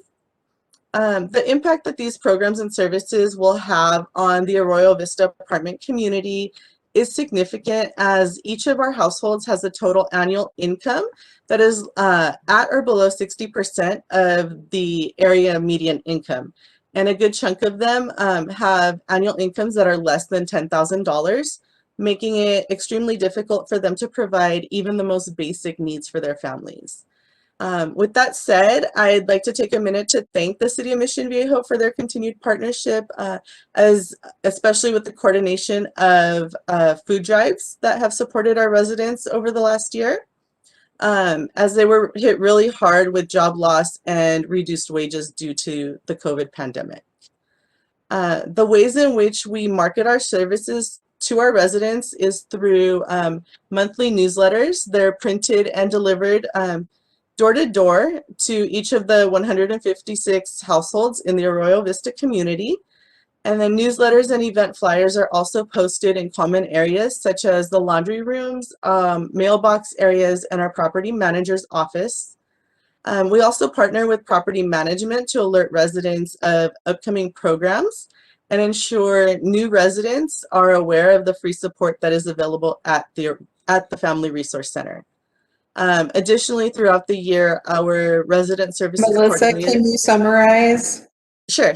Our resident services coordinator does a great job tabling and trying to target residents that may not know about us or have never participated before. And that's all. Thank you so much. Yes. Gosh. I have a question. For about the past at least 2 or 3 years, it is posted if someone wants to sign up to lease an apartment. It said that you're not taking applications. And I was just curious is the list that long that people can't sign up? So that would actually, so we partner with the property management. We have nothing other than being a third-party service provider to do with the leasing of the apartment complexes. Okay, thank you for answering that question for me. No problem. Thank you. Thanks again, Melissa. Thank you. Yeah, thank you so much for coming. Our next speaker is Nikki Cordero with South County Outreach. Nikki, you can unmute yourself and begin your presentation. I'm actually going to yield my time to Laval Brewer, our president and CEO. He's going to be speaking on our behalf tonight. Okay, great. Thank you. Thank you, Nikki. Hello, commissioners. My name is Laval Brewer. I'm the president and CEO of South County Outreach, a proud resident of Mission Viejo, where my 3 children have grown up and gone to school there, an active member of the community and member of Presbyterian Church of the Master, one of our local long-term sponsors. I'm here tonight to talk about the work that we do for food insecurity in Mission Viejo. As you know, or probably are aware, the city of Mission Viejo is actively out there making sure that residents of Mission Viejo have the food they need in order to be safe in their homes. Leslie, and the member of the recreation department, has not only partnered with us, but with Family Assistance Ministries and other organizations to do food drives to enable us to bring in more food to be able to ensure that every resident of Mission Viejo who wants food has access to that. I'm here to talk about how we are going to not only help the 600 people that we've helped in the past, but what we see as the future. When we think about the future of food insecurity, we recognize this future of food insecurity is baked in the past, and that before COVID, there was food insecurity. And while there's been an increased need and desire for people to get support, and those who've never saw themselves being at a food bank, who would never wake up and say, "Wow, let's go get our meal from the food bank tonight because that's the only place where we can get food." Some of those will be able to go back to a normal lifestyle, but the ones who were here before the pandemic will be here afterwards.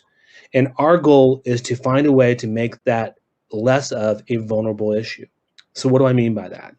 Our Fresh and Fair program is really looking at how do we create a space to where those who need the food that they need for their families and the ability to choose that food that makes sense for them. In other words, to walk through our market, our pantry, our market, and to be able to choose the food that makes sense for them. How do we make it so it is complete? And what do I mean by that? When we do food drives with Mission Viejo, through PCOM, through Mount of Olives, through other churches, through the Rotary Club, and through Kiwanis, all of our long-standing partners, how do we go about making sure that the macaroni and cheese that they get donated from Costco, that 26-pack macaroni and cheese that we've all bought, how do we ensure that actually can be made? Because the reality is that those foods cannot be, the milk and the butter cannot be donated at a food drive. So what we're going to use our dollars from the city of Mission Viejo is to supplement our egg, dairy, and butter program, which will ensure that the food that we get donated by your food drives, the ones that come through every day, tons and tons of food from our community members to help our neighbors, the people who live next door to us, can actually be utilized. But not just utilized in a dignified, loving, caring way. So what we've committed to is that not only will we continue to be aggressive at creating reducing food insecurity. Can you summarize? Yeah, sure can. Not only can we aggressive be in food insecurity, but that we will have the dollars available to ensure that when they get that cereal that requires milk, that macaroni and cheese that requires milk, or the other recipes that require butter, that they actually have the ability to make nutritious meals for their family so that our neighbors feel like they're normal. Thank you very much for your time. Thank you. Thank you, Liv. You know what you say is so important. But it's on a more basic level. With Rotary, I know we look at projects internationally, drill wells for someone to have water, and if they have a way of accessing water, if it occurs to somebody that really look at mac and cheese, they need to have ingredients to bringing that up. Yes. Anybody want to have a question for Laval? Okay. Thank you so much. Thank you. Okay. Our next speaker is Jesus Cabrera, and he's going to talk to us about the Special Olympics. You can unmute yourself and begin your presentation. Thank you. Good evening, Commissioners. Thank you for your time. My name is Jesus Cabrera. I'm Director of Sports and Programs with Special Olympics Southern California. I've been servicing Orange County for 5 years now, but I've been with the movement for 20 years, so I have a wealth of experience and knowledge on the movement. We provide year-round sports training and competition to individuals with intellectual disabilities in Mission Viejo, throughout Orange County and Southern California. This is at no cost to athletes or their families. In our community programs, athletes typically receive weekly sports instruction and training from volunteer coaches. With the pandemic, we have become nimble and are providing these opportunities virtually with a focus on sports skill development, fitness, nutrition, and mindfulness. As part of a phased return to activities, our approach will evolve into small group gatherings when safe to do so. We will announce by May 1st if we are able to enter our first phase on July 1st. We will offer sports that allow for social distancing until we are able to return to our regular season offerings. In both approaches, we plan to provide individualized equipment to enhance sports skills development. Through our programming, we empower individuals with intellectual disabilities to improve their health and overall wellness through year-round sports training and competition, including during the pandemic, a time where social isolation is hitting this population hard. We will provide quality and consistency through current and dynamic sports programs offered to individuals living with intellectual disabilities in Mission Viejo and surrounding communities. We plan to get the word out to our existing athletes through Special Olympics Southern California typical communication channels, which includes emails and newsletters, as well as through our coaches. We will also communicate opportunities to new potential athletes through our partnerships with schools such as Mission Viejo High School and Tribuco Hills. We will always seek support from the City of Mission Viejo in getting the word out because we realize this is a vastly underserved population and are happy to partner with the city and you guys in ways to support our community. With that, I will be happy to address any questions. Thank you. Commissioner Viejo, Do you have any deaf in your program? We do have individuals that may be deaf or hard of hearing, but the primary qualification would be that they have an intellectual disability. So a deaf or hard of hearing would be secondary. Right. Okay. Thank you. are there any other questions? Yes, Tricia. Mine's more of a comment. I wanted to just say I firsthand saw what the Special Olympics does for individuals, and it's just incredible. It really opened my eyes. I was fortunate enough to be a delegate liaison for the Special Olympics World Games in Los Angeles, and going in, I had no idea. I don't have children. I'm not saying that these individuals are children, but I'm not a caregiver, and amazing experience what you guys do for those individuals, watching them blossom, becoming individuals, pushing their limits, and I mean, an experience I will never ever forget. One of my highlights of my life. Thank you. It's always great to hear stories like this. Are there any other questions or comments? Thank you, Jesus. We appreciate you. Okay, so moving on, our next three speakers are Mary Wickman. Oh no, I think Jesus spoke for Mary. Melanie Smith with Spirit Youth Sports, Justine Palmore with Stand Up for Kids, and Antoinette Balta with Veterans Legal Institute. So Melanie Smith, if you are there, you can unmute yourself and begin your presentation. Thank you. I am Melanie Smith, Executive Director of Spirit League. I've been with the League for 7 years, although I first began as a parent over 10 years ago when 2 of my kids were athletes in the program. And our proposal respectfully requests grant funds for 2 different purposes. The first is for facility rental support. You already know that Spirit League regularly rents sport fields from the city for multiple seasons throughout a year. And our athletes have come to call Mission Viejo their home base because they know that they're supported with the city and their SNAP initiative, and we're grateful for that. We are requesting funding to support rental of facilities for 3 seasons. The first is this upcoming soccer season this fall, the 2022 baseball season, and our all new this summer adult volleyball program. We are very excited about that. The second we are requesting funding for is our athlete award celebration. And this is kind of where I ask you to think back to when you were younger. Did you have trophies or medals or certificates in your room at all? And how did that make you feel? And that's how we want to celebrate our athletes. Every week we celebrate them. It's not because of the score of the game, because we don't keep score, but it's about learning how to show up, to be part of a team, work through the many struggles that a Saturday morning can bring for our athletes just to get there. So at the end of our regular seasons, we have an award ceremony where every athlete is presented with a small trophy or medal. And of course, with a tight budget, we are very thrifty in what we can provide. So we are asking for your support to provide personalized trophies or medals to every one of our athletes for the upcoming soccer season, the spring 2022 baseball season, both which will be held here in the city. And we hope that city representatives will even join us and help give those awards to our athletes. Our program is different than other special needs sports leagues in that we're not just a one-day activity or a tournament, but we are an ongoing year-long sports program where athletes come back for multiple seasons. For athletes with developmental disabilities ages 6 all the way up through adult.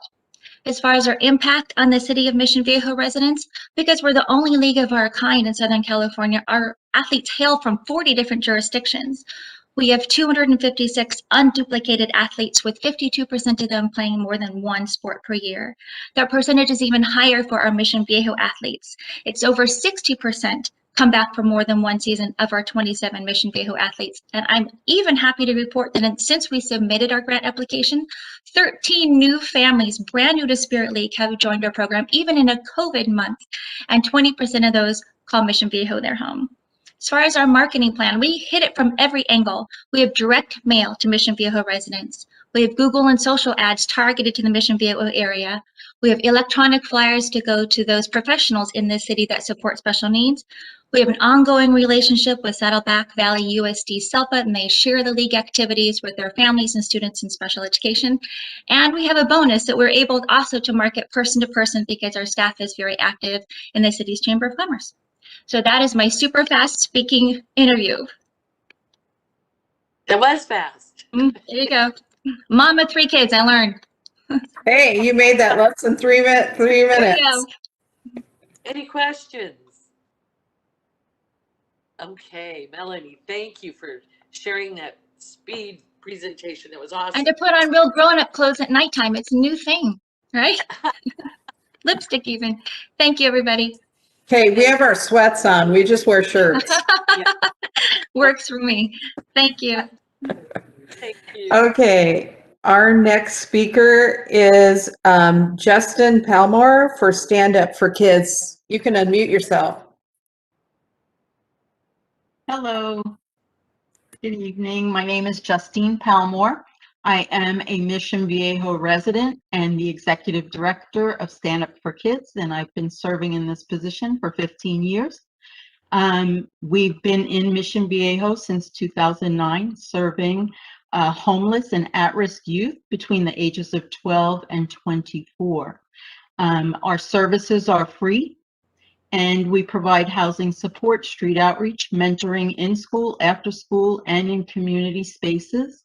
And we have 4 outreach centers in the county that are shared space. We are requesting $5,000 to support our street outreach program, the mentoring component only. And in the mentoring component, we offer case management, employment readiness, housing, transportation, basic necessities, emergency hotel stays, and weekly food deliveries to all of our youth. Last year, we served 330 youth, 29 were Mission Viejo residents. We provided 146 nights of shelter to Mission Viejo residents in 2020. We are meeting virtually and we are meeting in person. We're doing street outreach in person and mentoring and tutoring virtually at the moment. And we're transitioning back into our case management offices in person. Last year, we had an 89% success rate of our youth that we housed stayed stably housed for the last year, and that was at 89%. Our marketing, it is a combination of social media, community outreach, street outreach, coordinated, and we're part of the coordinated entry of Orange County. We are part of a ton of collaboratives, and we work with the school districts across the county. And I just want to say a special thank you to Mission Viejo for the 2 food drives that we benefited from the drive-through at Norman P. Murray Center this year. Last month, I think it was in February, we had 5 SUVs full and a minivan. So it really gave a boost to our food program for our youth. And we also work with Saddleback College as well. And that's my speed presentation for tonight. Thank you, Justine. Awesome. Commissioners, any comments or questions? Okay. Thank you so much for coming and sharing. Have a great night. Thank you. Commissioner Reish. Okay, Antoinette, you are from the Veterans Legal Institute. Take it away. All right. Good evening, Madam Chair and members of the Commission. I'm Antoinette Balta. I'm Executive Director and the founder of Veterans Legal Institute. We're a pro bono law firm that provides life-changing legal support to low-income and homeless veterans in need so they can access housing, healthcare, education, and employment. Ultimately, Veterans Legal Institute empowers veterans in need into self-sufficiency. And to date, we've served over 100 Mission Viejo residents and over 8,000 Southern Californians. Allies, grateful for your trust and past partnership to prevent veteran homelessness. And despite this past intense homelessness and suicide, we remain committed to fighting for legal aid with continue to support our Mission Viejo veteran family. Our proposal is to provide 8 3-hour legal clinics at the city of Mission Viejo, as well as to Saddleback College. There are hundreds of student veterans. From these clinics, we expect no less than 20 clients ranging from World War II, Korea, and Vietnam era veterans to our most in Iraq and Afghanistan, basically all the hard to reach vets. This benefits the city because the advocate helps veterans access their veteran benefits, and it creates an economic resource for them, which clears the way to housing, education, and employment. And basically, it increases the health and welfare of our veteran heroes in need. VLI markets through specialized flyers tailored to Mission Viejo residents through our extensive social media and our partners at Saddleback and the Vet Center. And of course, Leslie is always an email away. We definitely plan to be there in person if it's safe and available. Otherwise, we'd like to be there virtually or always offer a virtual option. Thank you for your consideration and support of our veterans in need. Thank you, Antoinette. Commissioners. Thank you so much, Antoinette. Okay. Okay. Our very last speaker tonight is Danielle Booth with Vocational Visions. Danielle, you can unmute yourself and give us your presentation.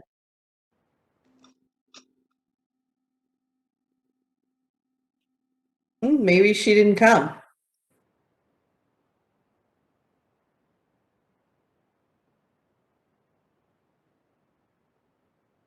I don't see her on here. Okay, then that completes all of our public. All right.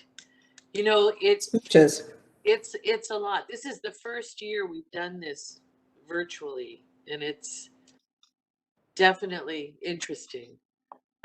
We have 60,000 to spend and 91,000 asked for. So I think it's going to be interesting to see how. Mark, are you here? How do you think we should do this? Well, tonight I'm actually going to turn it over to Leslie because she will wrap this up for you and explain the process where we come back with recommendations next month. Oh, super. Okay, Leslie, you're still muted.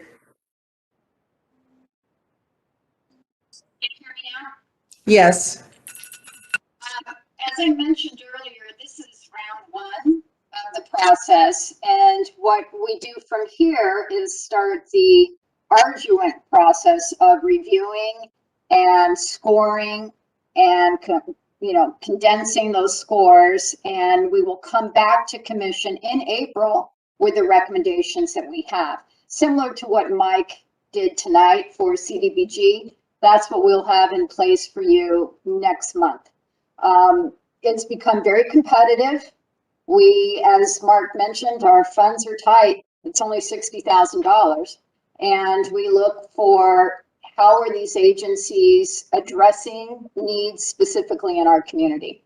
And then we have a whole protocol that we go through that we use each and every year. Right. Right. Great. Thank you, Leslie. You're welcome. Okay, it's a lot to think about, a lot to look at. We look forward to getting your suggestions, your reports. Right. Okay, now I've got to find my spot. Sometimes it's hard. Page 3, maybe now. Okay, so there is nothing at this point that we need to vote on. I think that's it. We just have closing comments. Am I correct? That is correct. Fabulous. Okay, well, because I've lost my agenda. Give me Page one 3. sec. Page 3 on the book and the packet. Yeah. So Page funny. 3 of 550. Okay, I know, a 5.9. I know, and I have gone all the way down. Scroll to the top. Community service. So, okay. So we're not voting on anything tonight? Comments. Commissioner Gun Scout. Trish, I swear I'll get it. Gonzowski. Just think of a pig skiing. Gonzowski. And I'm Polish. And I'm not. Yeah. So for me, the opening comments, first off, congratulations to Lydia and her team for the Innovation Award. That's fantastic that, Mission Viejo is recognized. And then also for them moving inside. Yay! And I'm just really excited about all that because I got my first COVID shot today. Anyways, I digress. I know, yeah. And then also in the past month, I participated and volunteered at OSO Fit. That was great to see everybody coming out. I noticed a lot of seniors. I think they heard that, oh, it's a drive-by. We can go and do that. So that was really thrilling. And that's one thing I always think about Mission Viejo. The amount of things that they do for their seniors is astounding to me. I mean, it's just, I didn't realize how much was going on. So I think that was fabulous. And then the other thing for me, I did meet with Julie last week to discuss the Wall of Recognition. She is going to, I think the deadline is Monday. So Josh and I should be receiving some applications to review.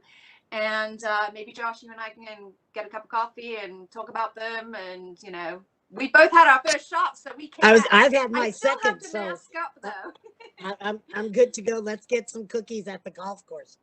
Okay, so excited to be part of that committee and see what comes our way. But that's it for me.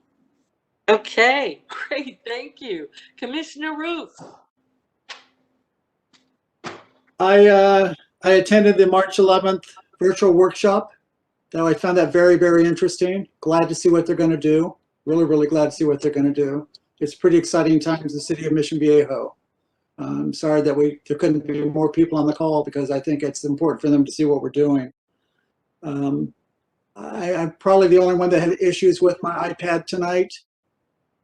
For some reason, every time I went to look something, not every time, 7 or 8 of the ones that I had did not have the application, and I had Meals on Wheels the first 7 or 8 till I was able to get down to the rest of it. Hopefully I'm the only one that had that issue, but it was very difficult to follow along, especially after I read all the applications. I'm sure what happened was I read them all, I'm sure they got screwed up somehow or another, but maybe I'm the only one, but I was trying to follow my notes that I had and I couldn't find them because they were missing. One of the things that I was asked to actually talk about CAPR CBM. It's the California Association of Parks, Recreation Commissions, and Board Members. It's an association that's for appointed and elected board members, which is very unique because elected board members actually have their own association, but we actually have board members that are doing that. And we're really there to promote how to be a commissioner, the proper things to do, proper things not to do. I'm proud, I'm not proud, but on this Saturday, there's actually a webinar that's being presented by CAPR CBM. We have no commissioners that signed up for it. We've got 31 people that signed up for it. Anyway, it's an important thing to attend. Not to attend, but it's in things like that. That's how you learn. You get to find out what other commissioners do, what they don't do.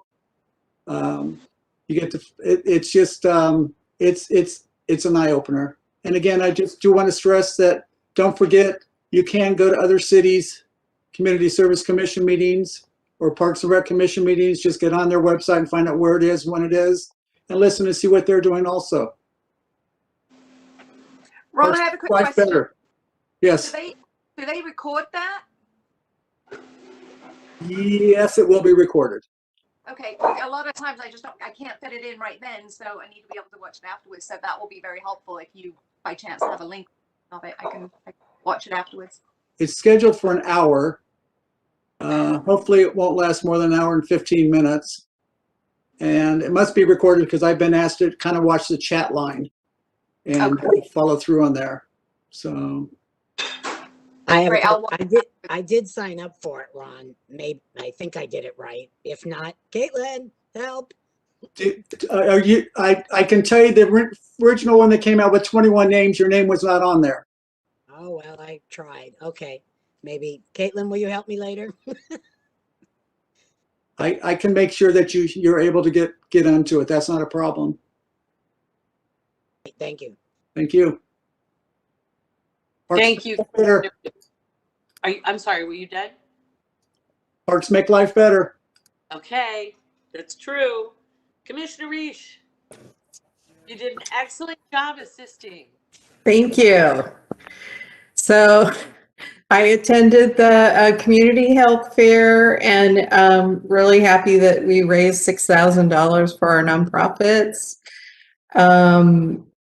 I also attended the workshop about the golf course. I'm very excited about the improvements that they're going to be doing, especially the waterfall. How cool is that? And I'm really looking forward to when we talk about the long-term plans, because I have lots of ideas for all that open space. Also, I have been talking to the people at Pickleball, and I was really happy to hear that they're going to be expanding their hours. Some of the people have said that they play pickleball in other places, and these other cities around us have these beautiful pickleball courts, but the people are not as welcoming as they are in Mission Viejo. The people that come to play in our courts say over and over again, especially new players, are really open, are really welcomed with open arms. And I think that speaks a lot for our city. One of the pickleball players, Carl, sent me a poem, and I'm going to share it with you, that he wrote about pickleball. And Carl, we celebrated his 80th birthday a couple years back before COVID. He's a really great, fun guy. He said, "There is a wonderful place I know where cares are put aside. It is a place that you can go that's better than Disneyland ride. We all are dealing with issues others know nothing about. This place offers peace and relief. Of this there is no doubt. A place full of laughter, full of fun, full of joy, much like a 6-year-old child playing with a brand new toy. All of us range in age from 50 to 85.